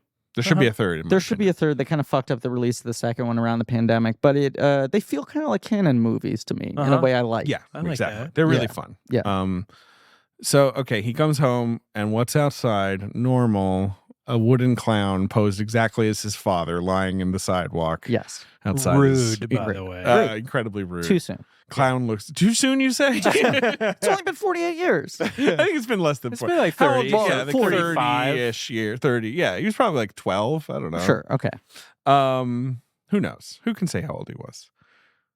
Impossible. Truly impossible. No one to tells know. us. No. And there's a clown. He brings the clown inside. You bring the clown in, right? You bring No. the clown. No, you don't bring a wooden 9, clown. 1, 1. Yeah. Well, for, Bring the clown you in buy and a put dinner it in a- first. put it in Yeah. a chair. You put it in Yeah. a chair. Like, Well, I'm not- you're not going to leave it on the ground. I'm not someone who really thinks you should call the police in any scenario, but wooden clown left in a menacing way outside my apartment, Yeah. I might just want a console. no, look, I operate Someone on, to bounce that off. I operate on the principle of ACAB. Uh-huh. All clowns are bad. Yes. Don't Yes. All fucking clowns go are near them bastards. ever under any circumstances. And he brings it in, and then I think the best, most surreal touch of the whole movie, the TV starts talking to him. What's more fun than that? Yeah. Yeah. The sort of the newscaster being like, and America continues its long trudge towards mediocrity. Are you listening to me, asshole? What do you think of the fucking clown?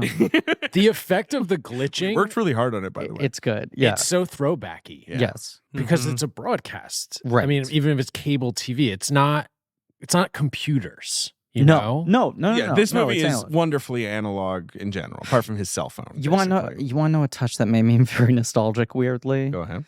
so when the guy's talking to him and he's going up to the TV and trying to figure out like what's going on, is this a window? Video Is there a drum. camera? Right, here? where's the camera? Right. Yes, Videodrome, very sure. Videodrome-y, He puts sure. his hand on the screen Yeah. and you hear the sound of the static. Oh I yeah. was like, How fuck, your I TV would forgot fizz. That was a thing. Totally. It was kind of fun to brush You the figure it out screen. as a kid by accident, Right. right? And then it starts to become a thing where you're like, sometimes I want to do it. Yeah. I want to put my cheek up against it. What James cheek? Woods it, as you said. Why cheek? No, what cheek? My face cheeks. Okay. He calls his butt Brendan? cheeks his face cheeks. He does. Yeah, he calls his butt his face. It's really weird. Butt face. The TV. The most quaint moment to me is when, because he can't open his briefcase, he cannot proceed Right. with Yes. presenting papers. Now it would just be Right. like, I'll email these to you. He's Yeah. literally like, they're in the fucking briefcase. This is Sign why now I or s- DocuSign? Which one's better? For This you? is why I say it's one of the most likable Douglas characters from the beginning, because he went there in person. He did go there in person to motherfucker God Armin Muller's bless stall. him. It's Yeah. true. He's doing it face to face. He's Yeah. not a Come coward. on. I was Yes. like, this guy's actually okay. No, I mean, he did go there in person to tell like some beloved children's book man. like, Yeah.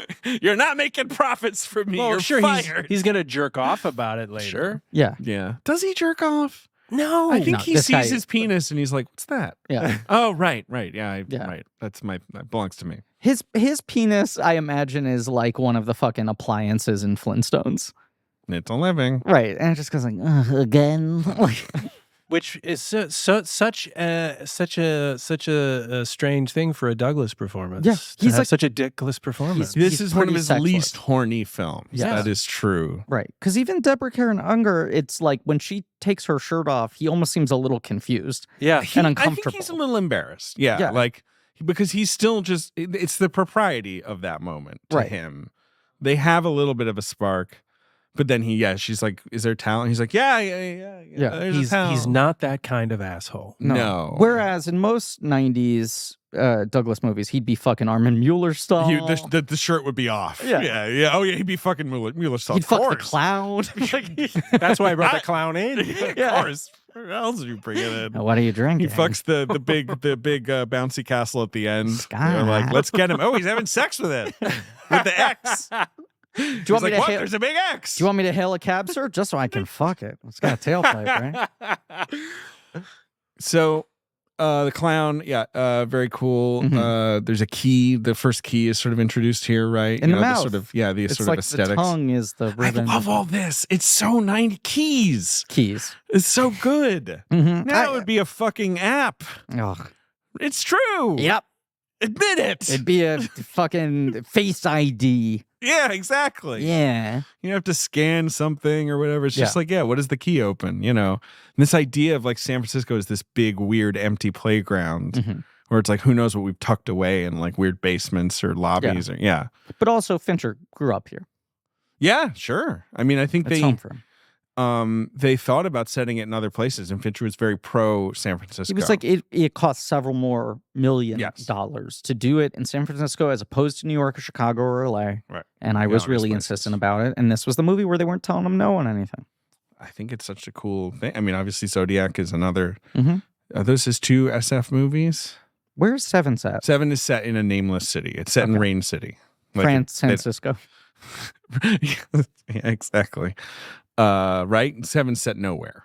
That's what I recall. Yeah. Yes. Obviously Panic Room's a New York movie. Mhm. Benjamin Button is down in the Big East. in the bayou. Nolans. Nolans. And the Saints. No, okay, whatever. Yeah, Social, Network is set down in the bayou. down in the bayou, Harvard. Yeah.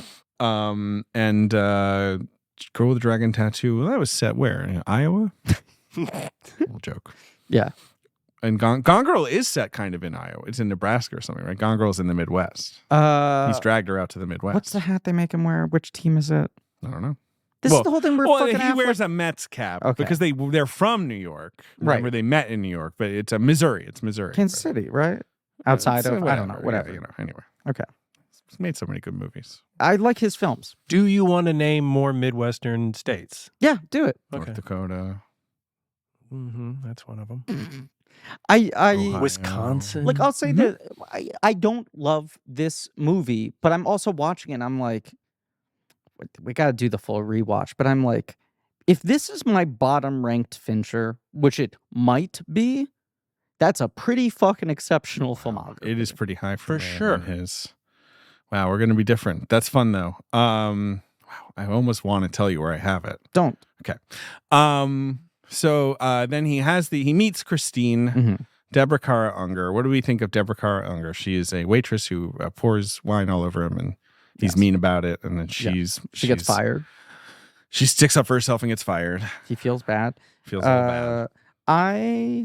Her audition tape, she sent a sex scene from Crash. Yeah, that was her reel. That was literally her, like, just like, yeah. What do you think of this?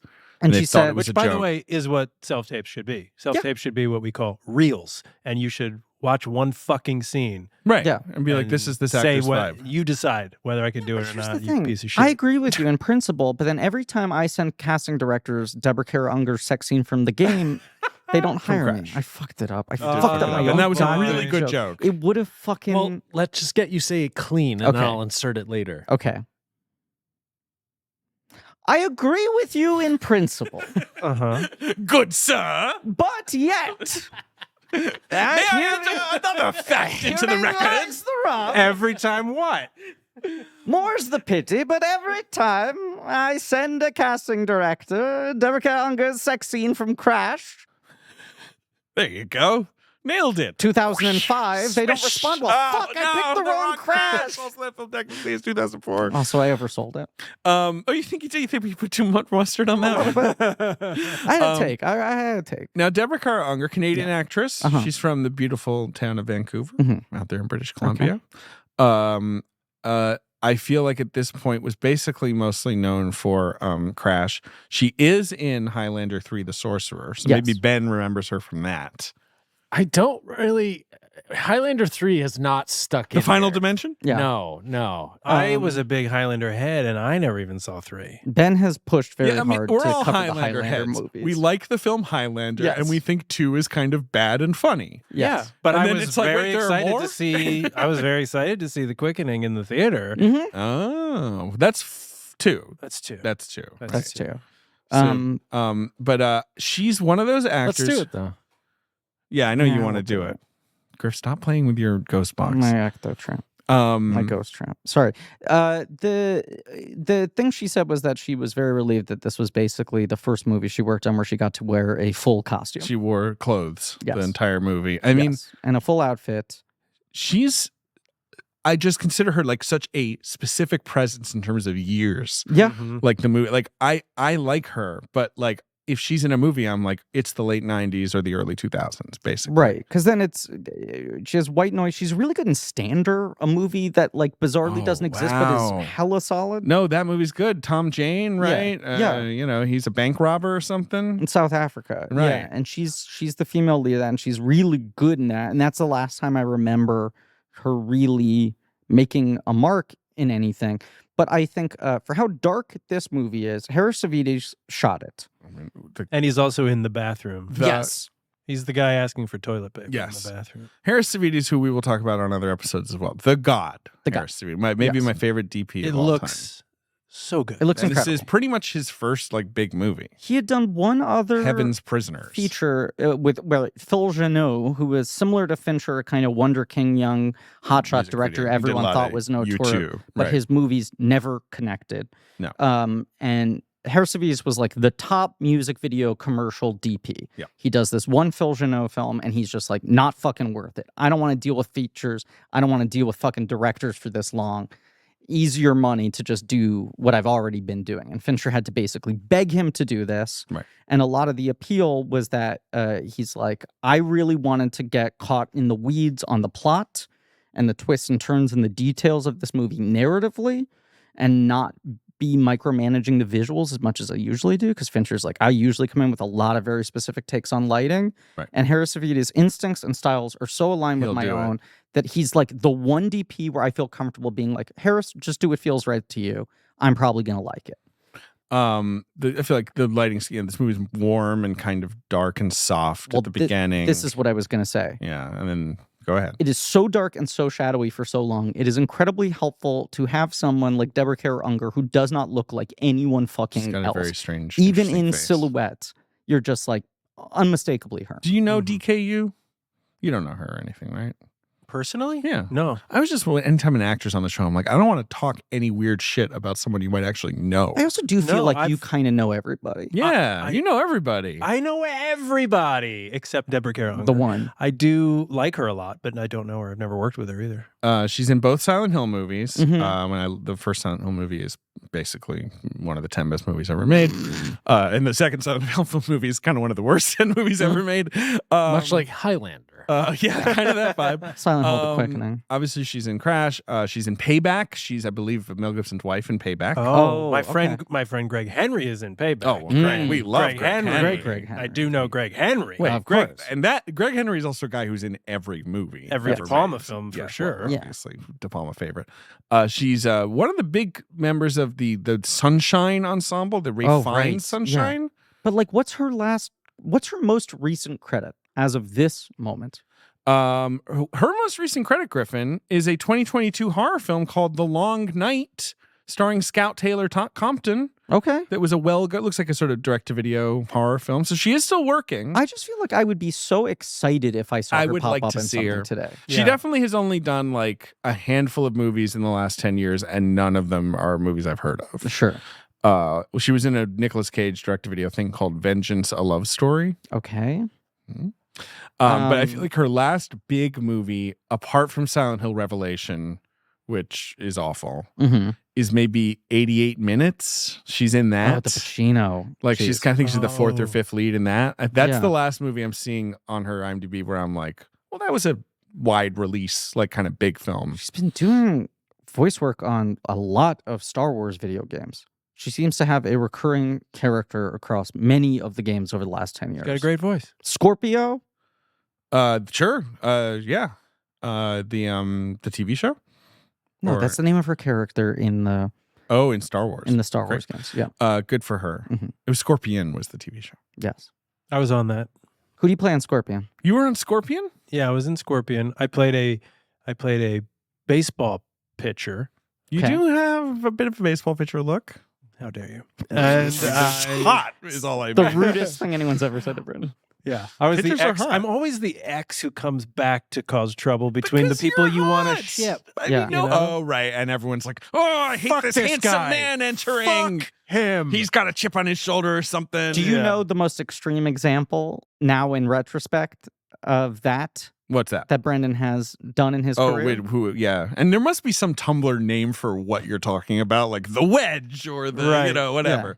What is it? Meghan Markle's suits. Oh, sure. Oh, yes. you're Megan's ex on Suits? yes. got Megan's in the ex. way of the ship that people were invested in at that moment, right? That's right. Between An her actual and- ship. though. Yeah. My It was- mom would have been furious at you. Oh, your mom probably hates me. Huge Suits fan. My mom. Yeah, she probably. My mom hates is me. like one of Suits' top 10 all time fans, I think.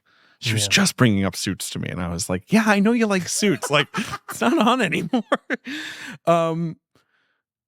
Deborah Kara Unger, I think she's great in this because, yes, she's very distinctive. Yes. She feels like an actress. She does. But because she's sort of not that famous at this moment, Yeah. right? She still works as this kind of like, you have to sort of buy that maybe she's the one person who's not in the game. Yeah, she's at Right. the exact right level of like, if Foster's too famous and if someone is too green, you're just going to be like, well, they can't hold their own in this story, right? They can't create tension against Michael Douglas. Right. And she's just very comfortable, confident on screen. very confident. Very she could like, help him out. flinty. Yes. Right. She's helpful. She's kind of annoyed with him, but she's got enough of a heart that if he's like in real trouble, she's not going to abandon him. Exactly. And she's not going into like total femme fatale pastiche, but she understands how to sprinkle bits of that in the scenes where it's appropriate. I think it's there's this whole rigmarole where like they encounter a man in the street who's dying. They get in the ambulance with him. They get dropped off at this fake hospital. It turns out to all be fake. They go in a creepy elevator. I mean, this is all great game stuff, to be clear. Classic game. And the whole time you're thinking, this is the game. And yet Michael Douglas does not go, this is the game. Well, but he's having the moments because he does eventually go like, oh, the key's the gonna key go for in the elevator. right? Yeah, that's true, yes. Whereas if I had the key, it would be like me playing a video game where I would just be like, does the key go in here? Does the key go in here? Like, does the key go in the ambulance? Constant. Does the key go in the generator? Yeah. Does it go in my mouth? Eat the key? Yeah, eat Tasty? the key. Yeah. Fuck and the key. I'm Michael Douglas. And then they have the whole thing on the fire escape where they fall in the garbage. Yeah. And it's kind of a little reset for them where they're like, well, now we're both covered in garbage. Right. Like now we're kind of on equal standing. And that's basically when she tells him, by the way, someone paid me $400 to spill a bunch of wine on you. Right. And he said, what did you say? And she said, The well, handsome. he said 300 and I said 400. And then I said the handsome man in the linen suit. Yeah. Right. Well, But so now he knows that she was brought in on this, but brought in on this in a way that she didn't quite understand anything larger outside of that one moment. And now he knows he's handsome. Now he knows he's handsome, which he had never considered No. before. He looks in the mirror in the beginning of the movie He and sees he nothing. doesn't get that flash in his eyes. No. no, but well, Which in a usual Michael Douglas movie, he'd catch a glimpse of himself in the mirror, try to fuck the mirror. You'd see the ass within half a second. You'd see the tush and he'd be trying to fuck it. don't understand. My reflection isn't turning around. Sorry. Know your role. He has that good bit about where he loses one of his shoes and he's like, there goes $1,000. And she's like, your shoes cost $1,000? He's like, no, that one cost $1,000. That's a very good bit. Okay. What happens now? He brings her home. Mm-hmm. Brings her to office. Brings her to office. She takes the shower. Yeah. Then they depart. Red underwear. He sees that she has red underwear. She's got a red bra. A red bra. Yes. Sorry. Yeah. Yeah. No underwear. No supposedly. underwear. Red bra. And then he goes home. There's a bit of a reset. Also, the Armin Mueller stall thing happens before that, right? Where we mentioned that. Yes. And then what happens? No, doesn't he go to a hotel? And isn't that where he wakes up with all the No, I'm skipping. When does the hotel come in? That is a good point. I'm just at the hotel after the house has been trashed. Right. That night he That's goes the home. thing. That's when he has the conversation asking about his Right. father's He has suicide, a relatively right? normal night. Yes. Right. He talks to Ilsa Yeah. about his dad, and then he goes back to work and he's being a motherfucker Mhm. or whatever. Undeterred. Right. Right. He's only met the ghost of Christmas present so far. Right. And he's the nice one who's like Past. Yeah. Right. Yeah. He's the fun one. And then he whatever. He gets home and his house has been trashed with crazy neon graffiti, and Sean Penn is there and is like, I like this is like a chain letter. These people have me over the barrel. Right. I passed this on to you to try and get rid of them. Like I'm Yes. not. This was not me trying to. I'm in so deep, and then he opens Michael Douglas's glove compartment, and 1,000,000 keys fall out. Yes. A sight that would make even the key maker jealous. Yeah. It is a lot of keys. I loved it. Ben I loved to see it. lost his fucking mind. Yep. You a big keyhead? Big keyhead. Nice. Yeah. Nice. My main takeaway from the Matrix sequel was that was a lot of keys. He couldn't his get big over it. line. Yeah. Um, That's what's really stuck with me. But so Penn flips out on him and is like, "You're fucking working with them." with their keys. Right. Which, by the way, in the world of the movie, his brother, great actor. Really good actor. That's true. I mean, he's hell of a got performance. Yeah, he's got Sean Penn skills, and Yeah. Douglas does not have Douglas skills, No. really. It feels like you almost want the twist at the end to be like, "I'm the CEO of this company." Yeah. That he was. Yeah, you were our first subject. What if it was that? It was like, congratulations, we'd never tried this before. It totally worked. Guinea pig. Yeah. Right. And then he goes to the hotel room, right? And there's the, compromising, the pictures and the cocaine. He goes to the front and, desk like to check in. They're like, "You already did check in." Yeah, right. And then right, he looks in his pocket, and the key is there because the guy fucking pocketed him. Yeah. Who bumped into him in the lobby.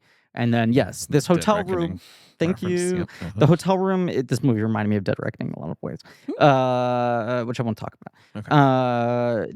The hotel room is just set up perfectly to make him look like a Michael Douglas character. It's just coke and Polaroids of sex Right. acts. And Yeah. They're like, what's his name from Disclosure? Just swung through here. He's like, that's not me. I'm a different guy. Yes. And they're like, but you look like Michael Douglas. If you can prick see me, why do we I not would- bleed? In fact, he does start bleeding then. He does. Yeah, He starts there's- touching the coke and then he cuts himself. One of the sort of like most mundane, like it's all spiraling out of control moments is when he flushes the toilet and it floods. Yeah. And you're like, I don't want to know what's bloody in water. there. Right. Yeah. Yeah. Yeah. It's good shit. It is. Yeah. It's not shit. It's blood. Okay. There's no shit flowing out of the toilet. And I feel like this is when he finds her again, right? Mm-hmm. Well, first he gets taxi crashed. Yes, by what's his name from Braveheart, the man with the world's most interesting facial Oh, scars. Flanagan, Tommy Tommy Flanagan. Flanagan. Great guy. Yeah. He's in Sons of Anarchy, right? Yeah. Remember when and as is Mark Boone Jr. Uh-huh. Sons of Anarchy, they were like, we need the guys with the most raggedy faces possible. Like everyone has to have a million lines and pockmarks. Mark Boone Jr. in this film possibly looking the cleanest I have ever seen. Even though he's supposed to be playing like a shady PI. Yes, but you know? in the scale of Mark Boone Jr., he basically looks like David Niven here. He's I wasted Mark Boone Jr. for me. Well, it's early in his run. Yes. Well, We didn't although know quite. He's been working, I Yeah, guess. when's his first credit? His first credit is 83. Hey, Playing yeah. porn customer what? in a movie called Variety. Oh, the Betty Gordon movie. Yeah. Oh, sure. How much like porn customer? I'm trying to imagine what the prosthetics budget must have been. They had to hire Rick Baker to transform him believably into the type of man who could buy porn. But then he never took it off, and that's where his career began. Yes. What if that's someone's origin story as a Hollywood guy? It's like they put all this makeup on me, and then I just left. I just kept Like- this. I never stopped booking. Yeah. Yeah. He's I love him so much. Yeah. He's so good. It's Mark one Boone of your Jr. all-time best lines. What? He looks like he sleeps in a pizza pie. Yes.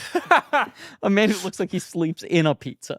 He like opens his calzone and just snugly tucks himself in.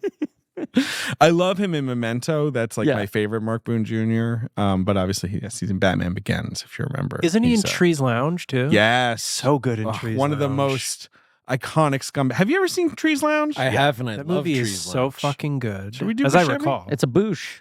It's on. It's the only on my Bush. list. Yeah. It's on my bench. No, he did a couple of. He did Lonesome Jim with Casey Affleck. Yep. He did that movie with Sienna Miller called Interview. Yep.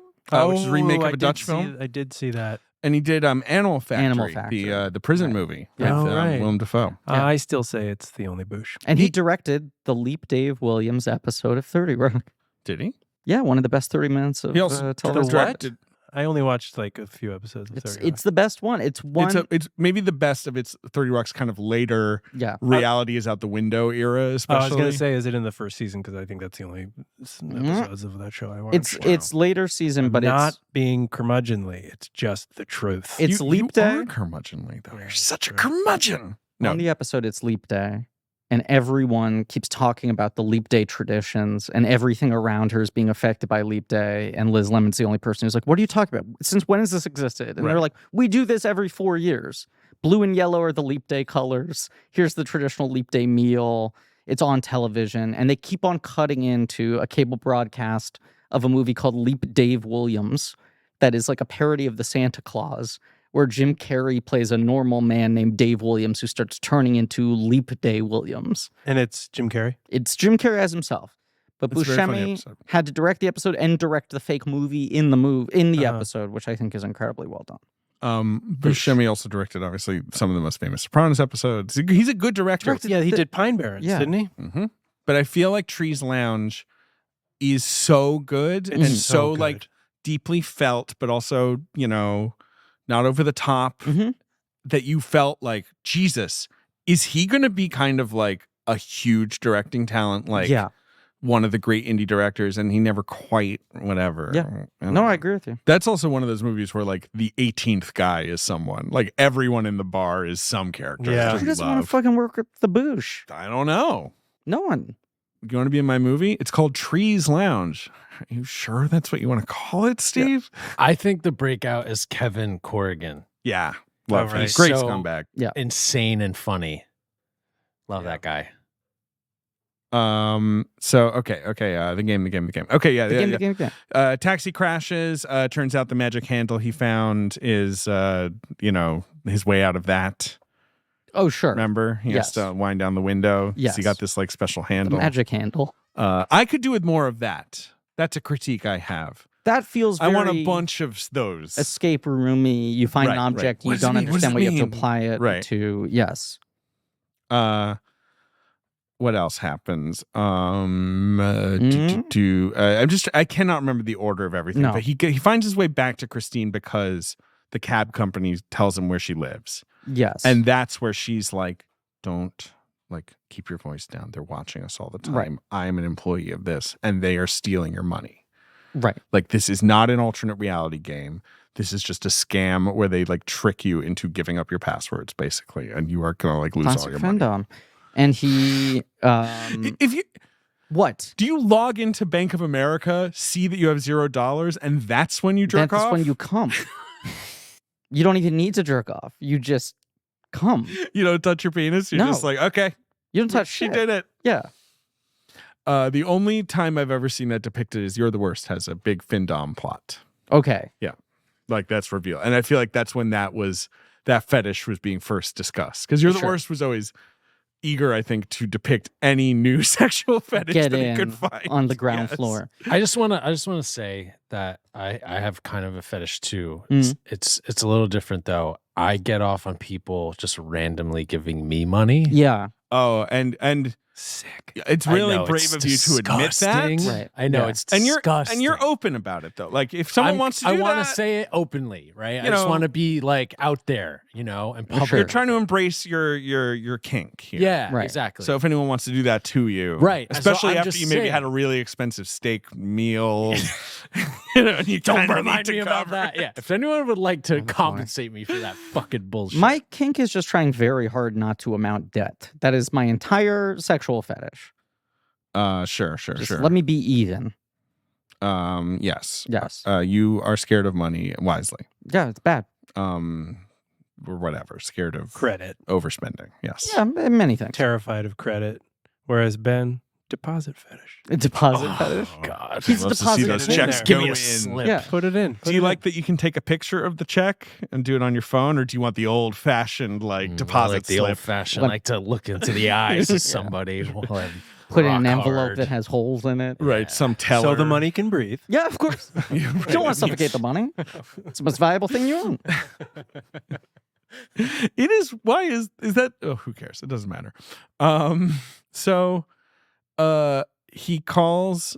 She drives him away, and he calls his bank, and they're like, "Yeah, you have no money. Sorry, bro." Like, he calls his Swiss bank. Right. Confirms it. They stop at a gas You station. know, just as, She's like, they Alpha cut Charlie up your car. Tango. Right. Yeah.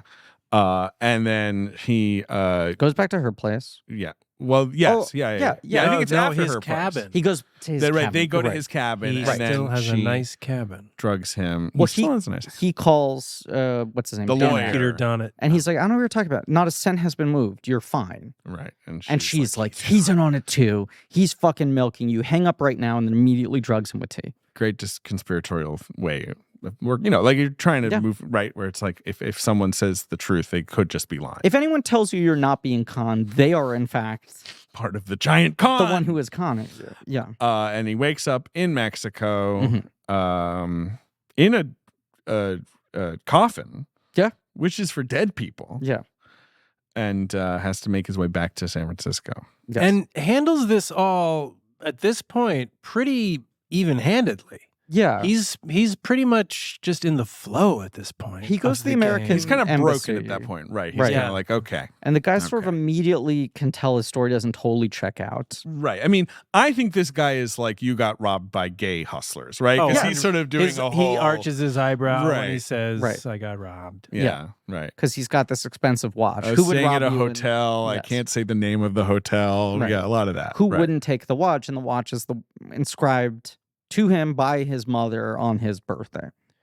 Which is the day Daddy died, and Correct. which is him surrendering the baggage. He's ready for the Mhm. final chapter. It is a metaphor. True. It's true. He's finally letting go of this weird kind of creepy watch. I wouldn't wear that watch. I always think of trauma cursed. as the ultimate gold watch. I mean, that's really what it is. Yeah. It's like, do you want your dead dad's watch? This He fancy died in front bauble of you you. show off to folks. And it literally says, like, you are a man now or Yeah. whatever, right? It's like on your 18th birthday. Yeah. Like, here you are. You have the family curse. But also it has Now look up and blades watch me die. Right. Yeah. He gets back to San Francisco hmm and they're like, your brother's in a loony bin. Your mansion's been sold. Yeah. It's all happened pretty fast. It's all bad. And he Was goes Mexico to in on the game? like the state of Mexico, The like country. the government Yeah. itself, Yeah. probably. Okay. Because they seem to have limitless How much does the financial game? CRS resources. bought Mexico. Yeah. But no, they loaned it 2 weeks. Okay. It's like a 2-week loan. They on rented Mexico. it. Right. It's got built-in production value. Yeah. Yeah, it does. How much does the game cost? At the end of the movie, Sean Penn is looking over a dense stack of papers, and Signs Michael the Douglas bill. goes, "What's that?" And he goes, "It's the bill." And he goes, "Let me split it." And he goes, "Thank God." Right. And then Michael Douglas takes a look at it, and his eyeballs pop out of his head. Steam comes out of his ears. Awooga, that's a lot. Yes. The film cost $70 million. Yeah. Should we say that's what the game Kind of. CRS, be. right? It has to be tens of millions. Yes. Right? All those squibs placed, all those places he could Yes. possibly go. Yes. You have to also remember that, like all of the possible permutations of his journey, you know, all of the explosions that have to be laid that don't even ever get like. If you rewatch this movie, also Yeah. you see CRS everywhere, like Yeah. those initials, like lots Right, of it's in the businesses taxi with cab. yes, Right. Different. It's in the van out front of her It's place. very Yes. cute how it's like Easter eggy, and I agree. everyone, It's adorable. everyone in the movie is there at the end. Like you know, Yes. every single fucking bit actor you see basically is there at the end. And you were there. And you were there. Yeah. And you were there. Anyway, he goes to see his ex-wife. He's nice to her. He's apologetic, I would say. The only person in the world he can trust, he Right. says. Right. Yeah. And when he's doing that is when he sees James Redhorn on the TV hawking something else. Yeah. And so he tracks him down at the zoo with the white tiger and takes him hostage with Well, he a goes to the pistol Chinese gun. food restaurant that he remembers he liked, and they right. have his They have picture his on the headshot. wall, and now he's got him. Redhorn's so fucking good. He is good. Yeah. He really plays maybe this guy actually is kind of like, I did my 2 weeks of the game. Yeah. Fuck. It's a gig. Yeah, A right. gig. Yeah, like I do a lot of stuff, man. Like, Yeah. you know, I did part 1 of your game. Yeah, You're in like part 6. I'm not proud of my Melrose Place episode either. I've made a lot of mistakes in my career. I'm off the clock. You can see I'm wearing a Hawaiian shirt. Yeah. Look, do you know, I'm a like, party it's guy. San Francisco. You got Coppola and the game, okay? Right. Those are the 2 big gigs, yeah, all right? fucking pill commercials. Everyone does the game. Everyone does the game. It's our Law and Order. I played a perp. I played a cop. I played a judge. Yeah, I've done a lot of, like, maybe, is that like if you're in Sleep No More, you can kind of cycle around? Yeah. Yeah, next right. week, Mark Boone Jr. plays the James Redhorn character, How the you corporate doing? guy. Yeah. Oh, sorry, best Chinese food in the city. That actually makes, I like that. Like, there's someone in charge of the game who's like, okay, who we got next? This guy, he's going to want to see Mark Boone Jr. Yeah. first, right? Like, we'll save Redhorn for later, right? Look, it's my favorite line in the movie is at the end when Deborah Kara Unger is talking about the next bit, and she goes, "It's just a walk-on." Right. And you're like, "Oh, right, you were central to this narrative. Next time you might be the person who checks him in at the hotel or whatever." Right. You've always Yeah. got a different thing to do. Yeah.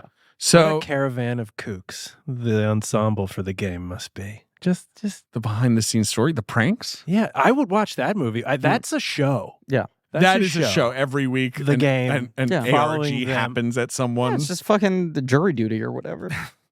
That's the thing I was listening to the jury duty guy do an interview, and he was just like, it has been like I spent the following 6 weeks after we finished filming that show being convinced that it was still happening. Right. Am I And still I in didn't the Truman know. Show, essentially? Right. And I just like I watched this movie, and like Michael Douglas is very relieved once he finds out what's going on. And he's like 1,000 pounds lighter. He's like, "Thank you for saving me. I would just be fucked up for the rest of my life." It is interesting also the Truman Show is a year later, which Yeah. is sort of a different version of this same concept. Mhm. But we, in the Truman Show, which I love, Uh-huh. halfway in, kind of switch to the other side of it. Yes. Right? You know, we're with Yes. Truman for the first half of it. Mhm. But anyway, yeah, he takes Redhorn hostage, takes him, he's like, take me to the real headquarters. And then there they all are. There's the eating lunch. commissary. Absolutely. They're all on the same schedule. Yes. Yes. Or they all take lunch at the same time. Everyone takes lunch off. Yeah. Wait, is that like a actor joke? Do you take lunch at different times on set? How does it work? No, you break for lunch. You're not You on break for set all the lunch. time, whereas all these people are on set. all the time. Right. Brendan's joke is it does not make sense for them all to have lunch at the same That's time what I in thought. the way you would in a shoot where everyone stops down because you're like, someone's got to be fucking minding after Douglas. Well, that's true, but I Somebody's guess got to be gaming him. it's Yeah. all he's been led here. He thinks he's Right. doing it himself, obviously. Because there's the earlier moment where Donat is like, they hired the private investigator. They hired Jack Cahoe. right, And right. he's like, this company doesn't exist. The floor is empty. That's a cop. Yes. K.O.'s a cop. Oh, he's a cop. Okay. Yeah. Right. Boone Jr.'s the Boone private Jr.'s the investigator. Yeah. private investigator. Yeah. Anyway, and then yes, the final scene, which we already talked about, where Kara Unger at least plays like, "Oh God, Mhm. you got a real gun rather than the fake gun. Right. This is real." This is the first moment where it's not been the and game. when he shoots Penn, he's actually driven to be like, okay, like whatever meager life I had, like which has already been unwound, is now completely gone. Let me throw myself from this building. Falls off the side of a building, falls through 3 layers of glass and windows, Breakaway glass. lands on a giant airbag, and then they say like, "Hey, be careful! It's breakaway glass, but it can still cut you." And it's Spike Jonze. Spike Jonze is there. Yeah. You know how What Women Want is like Mel Gibson has to get electrocuted to understand that women are people? Uh-huh. This is like Michael Douglas had to, have his entire psyche disassembled and reassembled and then Sure. be driven to not just suicide, but recreating his father's traumatic suicide. To understand To that then be anyone like, else has Maybe I do have interiority. friends in the world. Right, Yeah. exactly. Yes. But it also has to come by way of confirming all of like what you said earlier, David, about the fact that everyone is a bit player in his Yes. the Yes. movie of his life. Right. It is. That I mean, gets Truman Show confirmed. syndrome. Right. Yeah. Yeah. Right. That's like a real thing. Right. Yes. Yes. That people start to think like Absolutely. everything is No, just no. Truman Show delusion. Oh, there's a word for that. There's like a psychological. Yes. It's not in the It's- DSM, so but it's adjacent at this it's point. a concept of First person something, right? Isn't that what well, the like main the character syndrome? main you're talking- character Yeah. syndrome? That's just what every millennial is like, Ben. Rebhorn so specifically nails rap party energy. I mean, Oh my Fincher God. said like the dancing. the whole thing is about this movie being built around this guy, and obviously in this last chunk, between seeing everyone on their lunch break, him going through like a stunt routine, and then it truly just being a rap party, but not just the dancing and that feeling of being like, I've watched this guy be a professional, right, and play like a stuffed shirt on set. Right, for and here 4 he weeks. is now, just being a silly guy. There's that bit where he's like too aggressive in his chumminess, where he's like, I'm just so glad you didn't shoot me. We had to prep for that possibility. Right, I was supposed to throw you off. Right, maybe. that's what it was. Yeah, If yeah. you didn't shoot him, I was gonna have to throw you off the building. Right, yeah, right. Yeah. Yeah, just too much. really good. Open bar really got to this guy.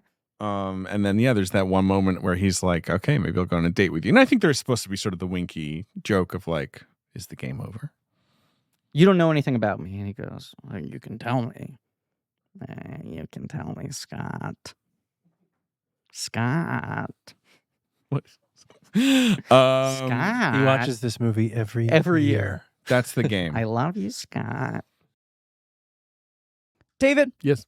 Fall is here. And you know what that means? Layering season. Layering season. Bombas makes it easy with socks, tees, and underwear that feel good and do good because every item purchased gives essential clothing to someone who needs it.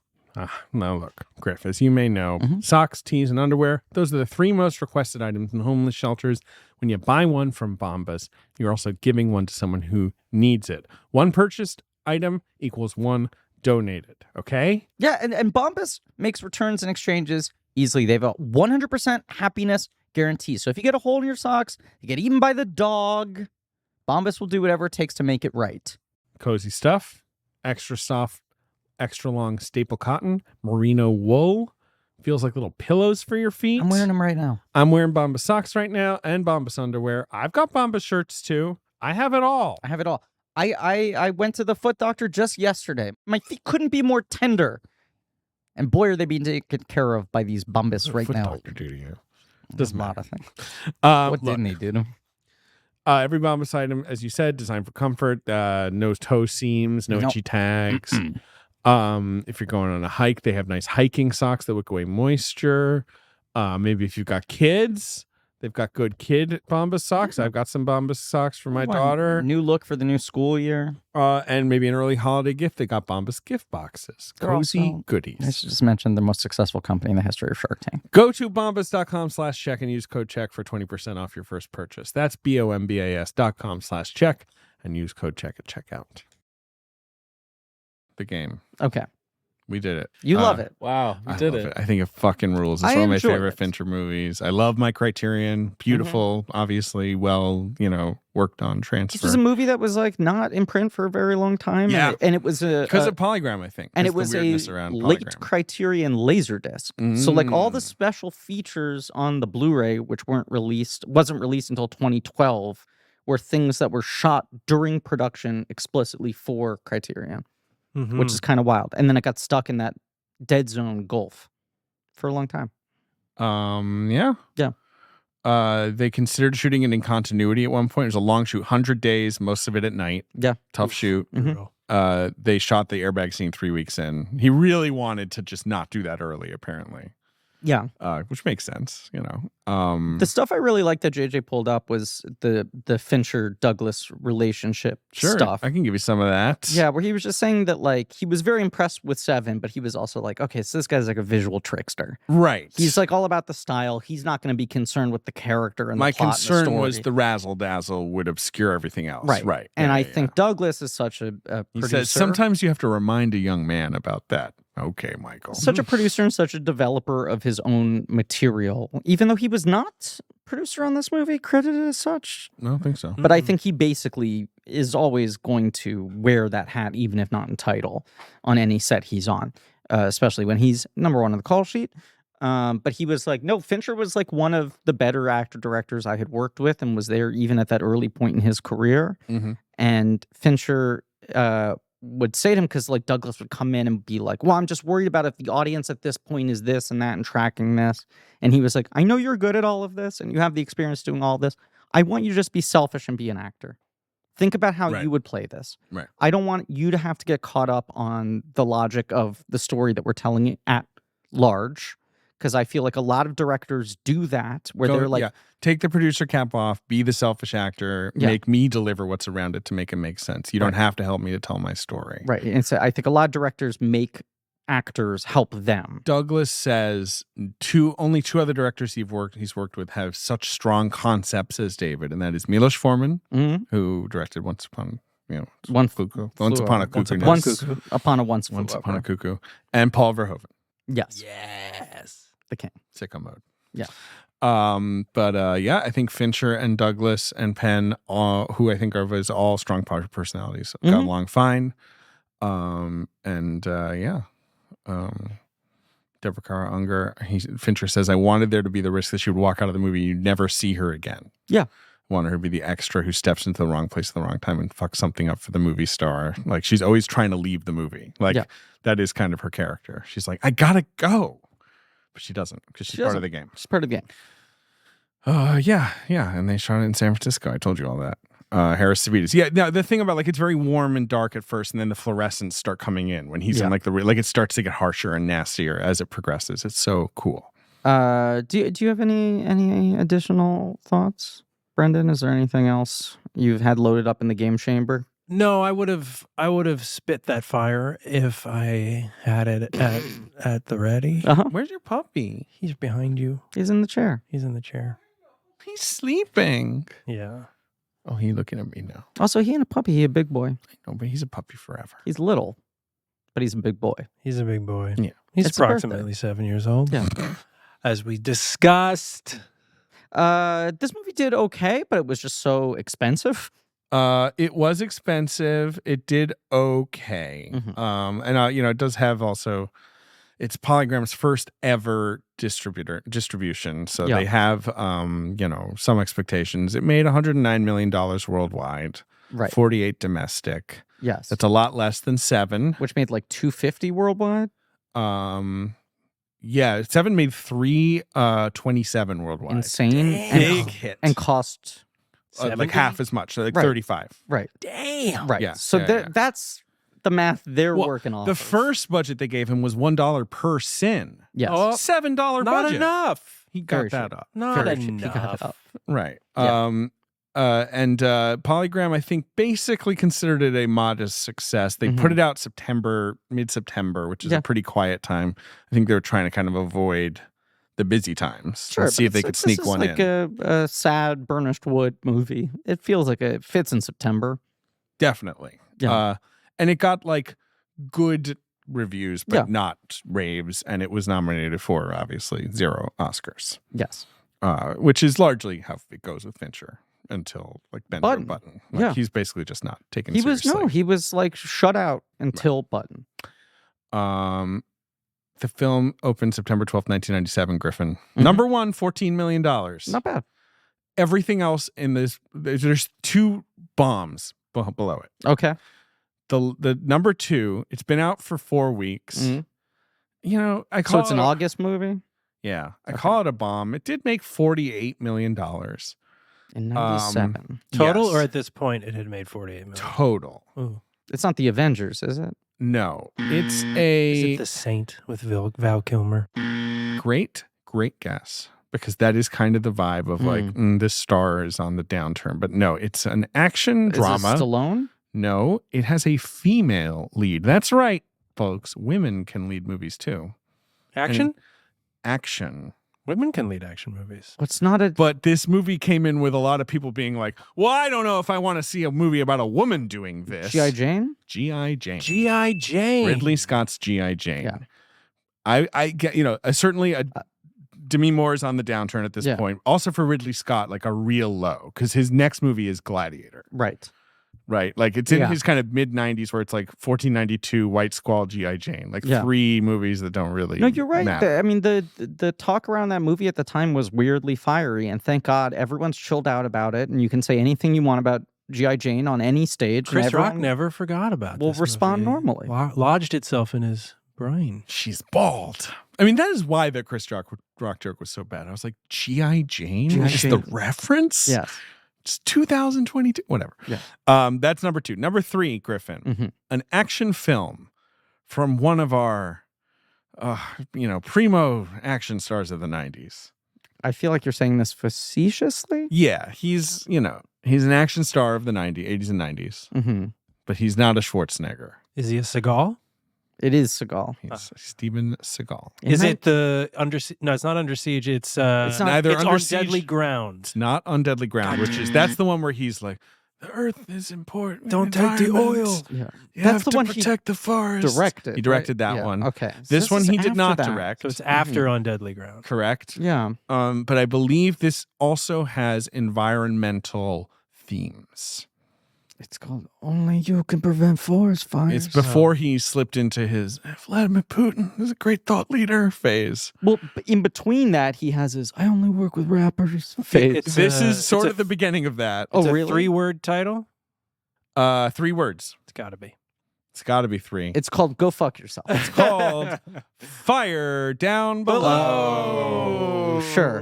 Kentucky mining drama, but also Okay. he's like throwing an axe or Who whatever. else is in it? Chris Christopherson, Hell yeah. Marge Helgenberger, Okay. Hell yeah. Harry Dean Stanton, Hell Stephen yeah. Lang. This is good ass cast. Hell yeah. I'm seeing here this movie is a masterpiece. Yeah. No, I think this movie is seen as fairly bad. Okay. Famous Steven Seagal quote about working with Marge Helgenberger. Well, I don't think she's a physical, spectacular, drop-dead gorgeous woman. She is a spectacular actress. Like, the fuck is the matter? with Jesus Steven? Christ. Nominated for 4 Razzies. Okay. But it lost to The Postman, which was really owning the Razzies that year. Yeah. All right. Number 4 at the box office. Mhm. This is a good box office game. Action comedy. Okay. 07. A young star, an Uh-huh. up-and-coming comedy star. Mm-hmm. Maybe his first... Is it Big- Money Talks? Fuck, you're so What fast. the fuck? What's Money Talks? It's Brett Ratner's first film, Chris Tucker's first Damn. starring Chris vehicle. Tucker. In which Charlie Sheen, correct, Yes. is in it. Yeah. Heather I just- Locklear. I just knew Rush Hour was September 98.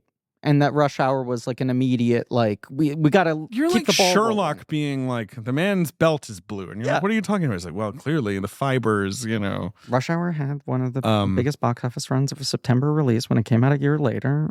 And it was Have you seen? they Yeah, wanted you've never to keep even heard Tucker of and Money Ratner Talks together. No. I mean, I vaguely remember it now that you mention it, but I never would have pulled it out. Tucker Sheen Locklear? Correct. Okay. Have you seen Money Talks? I mean, you're a Tucker guy, probably. I right?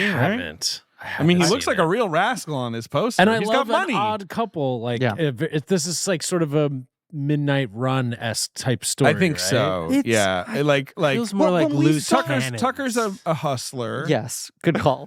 and Loose Cannons is the Hackman Ackroyd. Hackman Ackroyd, Hackeride. I love that poster where it's Hackman's holding a gun, and then next to him is Dan Aykroyd, and he's like holding a gun like it's like a dainty thing. Oh, Like, yeah. They're he's- back to back. Ooh. He's stressed out by it. I don't want to hold this thing. I won as a however old I was at that Mhm. time, 13, 14 years old. Yeah. I won a call in to attend for 2 free tickets for the opening night of that. Not an opening night No, in just a Hollywood, just preview. like the preview. Yeah. Sure. And did you go? Oh, I went and I had the poster that was given to me hanging in my Wow. bedroom for I'll call up the years. poster for you. Please Yeah. do. Back to back. They're standing back to back. They are standing back to back.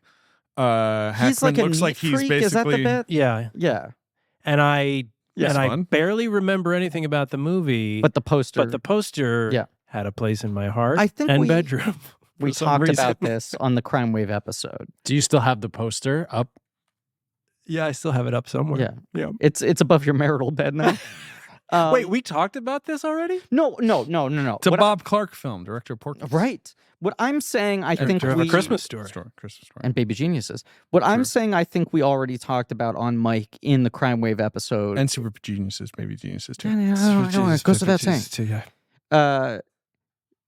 Your point about Hackman being And Black Christmas, which is actually a masterpiece. Your point about Hackman being Hackman was never shot on digital. Yes. Hackman only What shot thought? on film. they King. tried to shoot Mooseport on digital. Yeah. They were trying to be at the cutting But like edge. he, while still being alive, thank God, knock on wood, that will still be the case when this Still episode kicking? comes out. Oh God. Yes, it will be. Yeah, no. He- Hackman's strong. Every single piece of acting he ever did Yes. in a movie was shot on celluloid. Absolutely. That's kind of rare. Who else can you say that for? Yeah, but I'm seeing here Hackman's coming back for Green Lantern 2. Right. He's playing Kilowog. He's playing fucking Tamar Ray. It's just that will happen one day. Rotlop It won't Fam. happen. I mean, I do think Gene Hackman is genuinely retired, and God bless him. Writing cowboy novels. He's having a blast. Killing But there is just that weird thing with the comic book movies where they're like, we've hired fucking Orson Welles. He's back from the dead, and he's gonna play Lieutenant Jerk Yes. for one scene. in Yes. Captain America 8. Yeah. Did you see that quote from Harrison Ford? Let's shoot this piece of shit. Wait, what? Anthony Mackie was like in an interview, he was like, it's so refreshing working with him. He's so down to earth, on Captain America 4. He'll just be kind of like, let's shoot this piece of shit. And we're like, yeah, let's shoot this shit. And I'm like, well, you dropped a You word. dropped a big- kind of a crucial word. Yeah. Harrison Ford is playing the Red Hulk. You don't know that, of course. No. What's the Red Hulk? It's bad. if the Hulk was red. Yeah. So this Unlike bad- She-Hulk, who we like. we like She-Hulk. We love What her. if the Hulk was she? Yes. What if the Hulk was she? And sometimes she is. Yes. He's not playing the Red Hulk, right? He is. Is he? Oh, he's playing Thunderbolt Ross, obviously. Yeah, he's got to turn the Red Hulk. He Yeah. turns into the Red Hulk? He turns into the There's Red just Hulk. Is the Red moment- Hulk built of bricks? Red No. bricks? That It's just- would be better if he was. That would be I think that'd be cool. If he was a brick I have a fan. vague Yeah. I guess memory the of a thing is comic sort of- book with like Well, that's a the brick thing. The thing is sort of Made of that, rock. I I'm guess. thinking of the thing. He's a Right. great It's guy. clobbering time. He's a et cetera. great guy. No, there was this moment where some nerd reporter asked him, like, and I have to ask, are you playing the Red Hulk? And Harrison Ford was like, what is a Red Hulk? Yeah, what the fuck is and a you were Red like, Hulk? he's either just doing the Marvel thing of, not letting anything out, or as plausible, he does not know what the No hell they're clue. talking Can about. I make my fucking guess on the record? Yes. The one they're shooting right now is Captain America. Thunderbolts he's also signed up for, and they pushed it back because of the writer's strike. I'm guessing that's the one where he turns into the Red Hulk. And he So doesn't know he- yet. Yes. Yeah. Yes. And if Clearly. they've explained it to him, it hasn't sunk in because it's not in the script that he's written. Yeah, they explained it to him. He was like, I don't. The What are money you goes talking into about? this bank Right. account. Yes. Harrison Ford Here's my LLC. routing number. He also has a deposit fetish. Yes. Yeah. Oh, he sure Big does. time. God bless him. Yes. Okay. With the money in the bank account. Yeah. Number 5 at the box office, Griffin, and this is interesting, Uh-huh. is a film that's been out for 5 weeks, slowly expanding. Okay. It's in 387 theaters in its 5th week. It's Okay. made $6 million. Okay. It will be nominated for Best Picture. Wow. and it's on its way to about $50 million. Wow. Ed Wood. Not Ed Wood. That movie was a flop. Yeah. Oh. God bless it. But And it that's- got nominated. It got, Yes. it got one Oscar supporting actor nominations. and makeup. But not Best Picture. Oh, this is Best Picture. This film was nominated for Best Picture. 1997. Is it a Miramax? No. I'm trying to think of the slow roll. It actually is credited to Fox Searchlight. I could have Wow. sworn this was a Miramax. It's not Full Monty? It's the full It's the Full Monty. Monty. What if That's men a- were nude? That's a word of mouth hit if I ever saw one. A show that now has a 25 years A legacy later sequel, yes. legacy sequel Hulu series that no one is talking about. FM2 Full Monty. It is just called The Full Monty, Yeah. and they don't get naked in it. It's not about that at all. It's just here are what these guys are doing 25 years later, and it's still called The Full Monty. What are they doing? They got everyone back except for the one guy they fired. The guy with the big because dick. That's the guy with the big dick. What? He was naked in his trailer too much. Wait, who are we talking about? In the Full Monty, there's the one guy who's got the big dick, Mm-hmm. and I he forgot the got actor's name. Hugo Spear. He got Good fired for inappropriate behavior on set, Mhm. and his defense is, I just like to be naked in my trailer, and too many times PAs walked in Right. without knocking. Oh. That old classic That situation. classic. Mm. Um, For a second, when you were talking about the Full Monty, because I remember very little about the Full Monty, Sure. except Robert Carlyle was in it. Mhm. I had a little moment in my head where it got cross-contaminated with Waking Ned Devine. well, which was going for a Full Monty vibe Yeah. at the U.S. box office. I think it's That's the lottery ticket movie. yeah, right? I think that's a good movie. I haven't seen it I since remember enjoying it. 1998, Loved but I it. remember having a good time. Yeah, Right. had a blast. Yeah. That's a Patreon series. The Full Monty, and then the other charming British indie comedies, Right. like It's Full the Monty. one where Brenda Blethyn grows weed. Right? Saving Like, Grace, which is written yes. by Craig Ferguson. Yes. Yep. There's a few of them. Sheer Madness with Bill Nye. Tumbleweeds. Does Tumbleweeds count? Maybe that's just like an actual. Is the like, genre? indie. Can you imagine if the British were chill? Or Yeah. I know Waking Ned Yeah. Devine is Irish. Yeah, but- it's just it's feather light comedy. Could we do purely Belter? Like, could we do the ones that didn't even come out in America? Purely belter. Purely Belter. Look, I lived in Britain, man. I had to suffer through 6 months of purely Belter. Maybe we ads. just do the Peter Cantaneo series. One of the most just astonishingly disastrous careers for someone who directed a Best Picture nominee. and was not nominated for Best Director. Right? Yeah. But what was he did the one Lucky Break? Lucky Break. Right. And then he did The Rocker with Rainn Wilson. Sure did. Yeah. And Military Wives. Oof. Yep.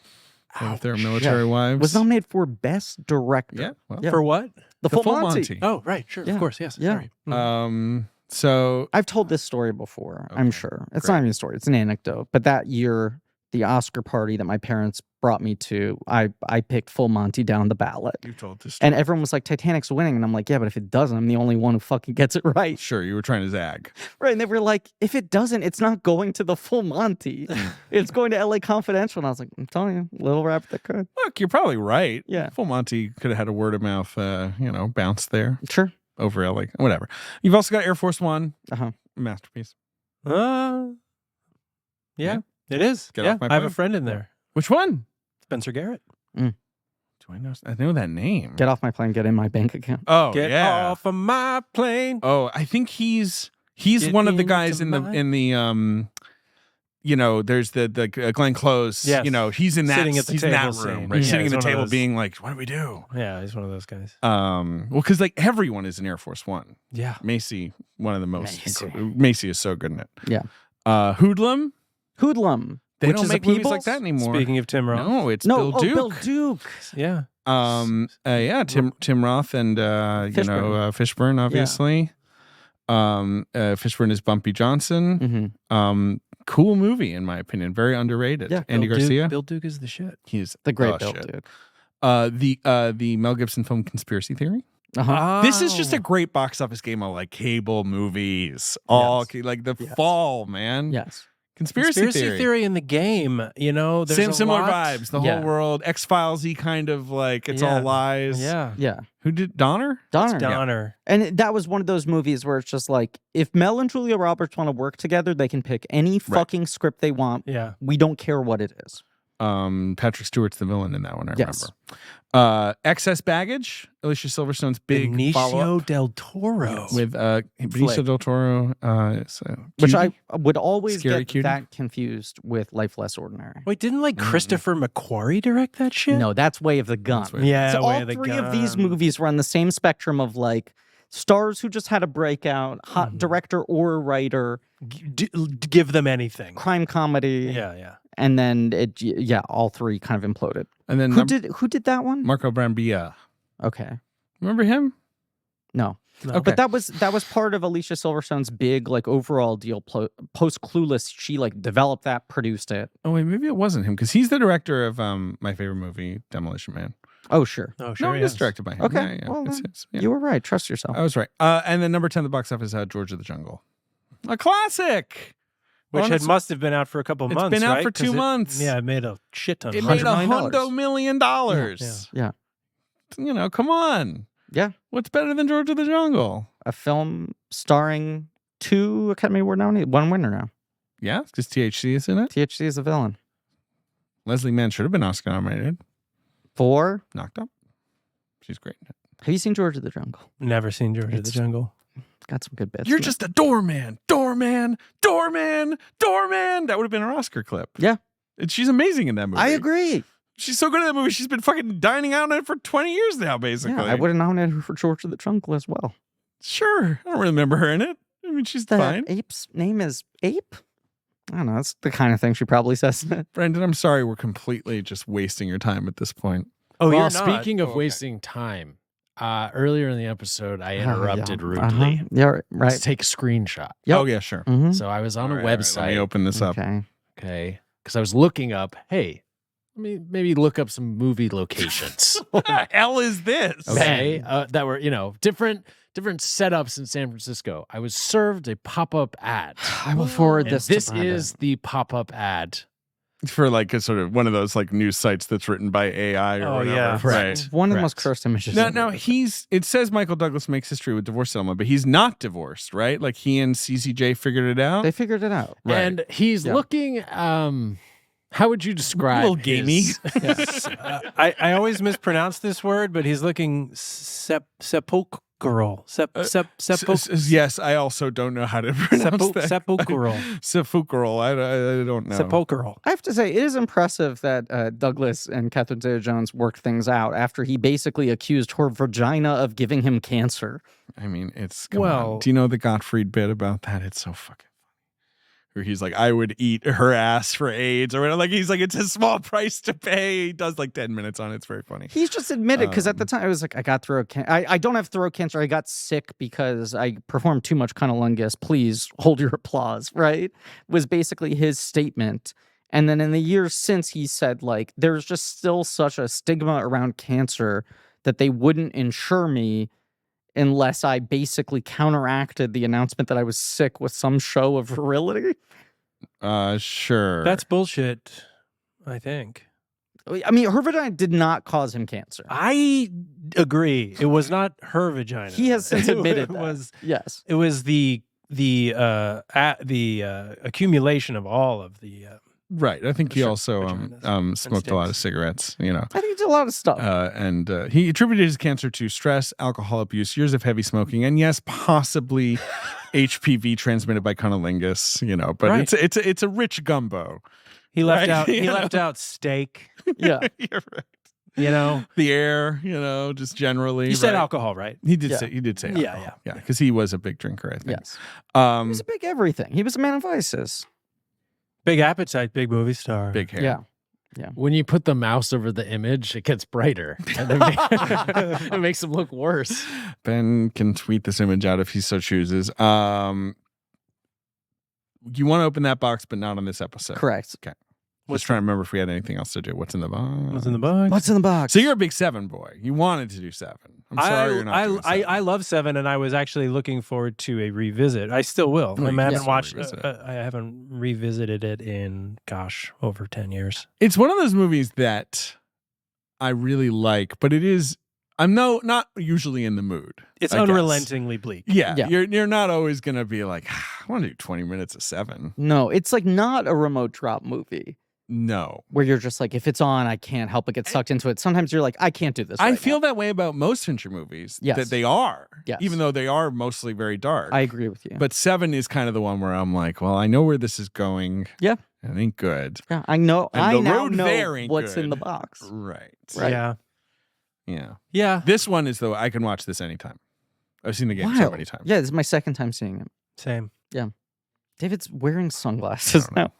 Okay. Brendan. Thank you so much for being here. Thank you for being my friend. Thank you for having me. You're Thank nice. you. You've Thank been- you for hugging me. I always hugged you. love hugging You did. Was that okay? Ben, you're getting hugged on the way out. Okay, fair warning. I didn't shower. Oh. What? Oops. I'm a You're little- still getting hugged. That's how much I care. Okay. Happy birthday to Earl. Yes, thank you. He's over there. He's What a looking. good He's boy. happy. I don't even know who maintains the blank check Wikia anymore, but I insist that Earl be given his own guest page now. Okay. Yes. He is That's the made first clear. dog guest. Are you cool with us posting dog? Are we allowed to post dog? Can we get a picture of Earl sitting next to, but not in the Watto chair? For sure. I got a little Watto You chair. can post as many pictures of Earl as you want. He demands to be out there. All right. Well, Griff is taking the photo. Okay. It's good radio. This is great. This is Earl. It would be great for him. David, say something, David. What a delight we've to do this. I sprained my ankle and it hurts. Okay. Brendan, anything you want to plug? Oh, Yeah. man. Yeah, I want to plug. I have a new record Yes.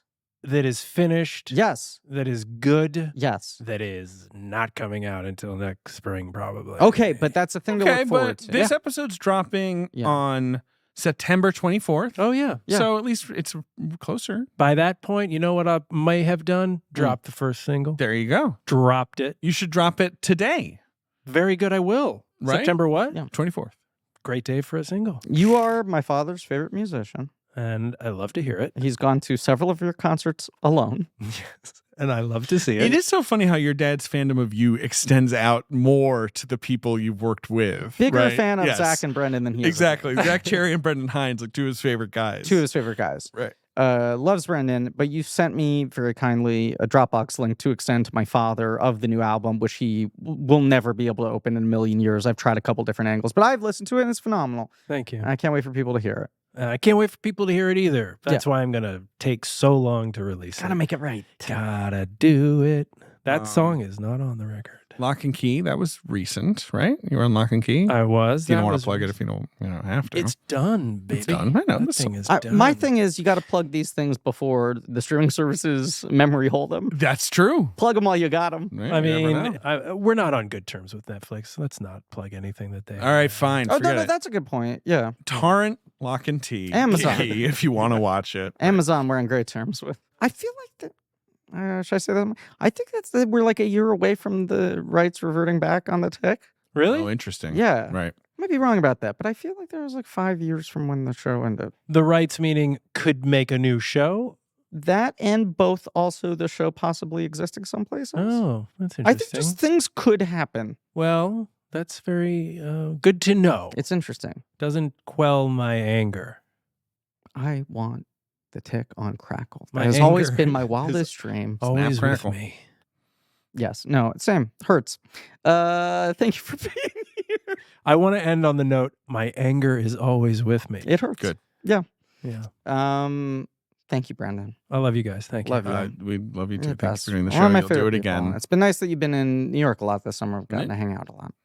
Yeah, it has been nice to see you. Yes. It has New York, complicated Get feelings. the fuck out of here. Also, like, Greatest city The in the Mets! world. My nervous system is under constant assault, and I pretend that I don't notice it.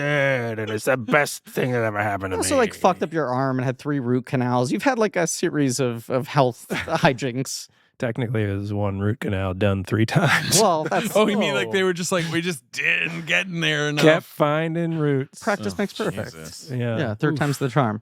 Yeah. Hopefully, And we'll have you on again soon. I would love that. Yeah.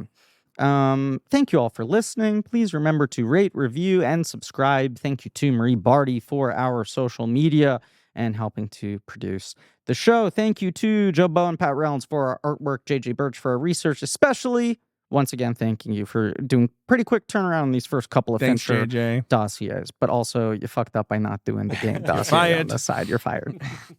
Fuck, I can't open this briefcase. All right, well, my lawyers will be in touch. You're lucky, JJ, that he doesn't have the key. Thank you to Leigh Montgomery for our theme song. Thank you to Agent McKee and Alex Barron for our editing. BlankCheckPod.com. Links, real, nerdy shit. Patreon, Blank Check, special features.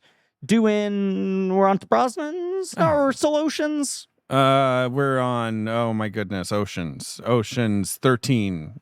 No. Brosnan Bonds started just the other day. Well, that's what we're doing There then. you go. And you can tune in next week for Fight Club. Yep. Which, unfortunately, it's going to be a very short episode. Chill episode. Because we can't talk about it. Right, exactly. We'll just talk about other stuff. Yep. And as always, just definitively for the record want to say, Catherine Zeta-Jones's vagina does not cause cancer. Okay. I just wanted to say it.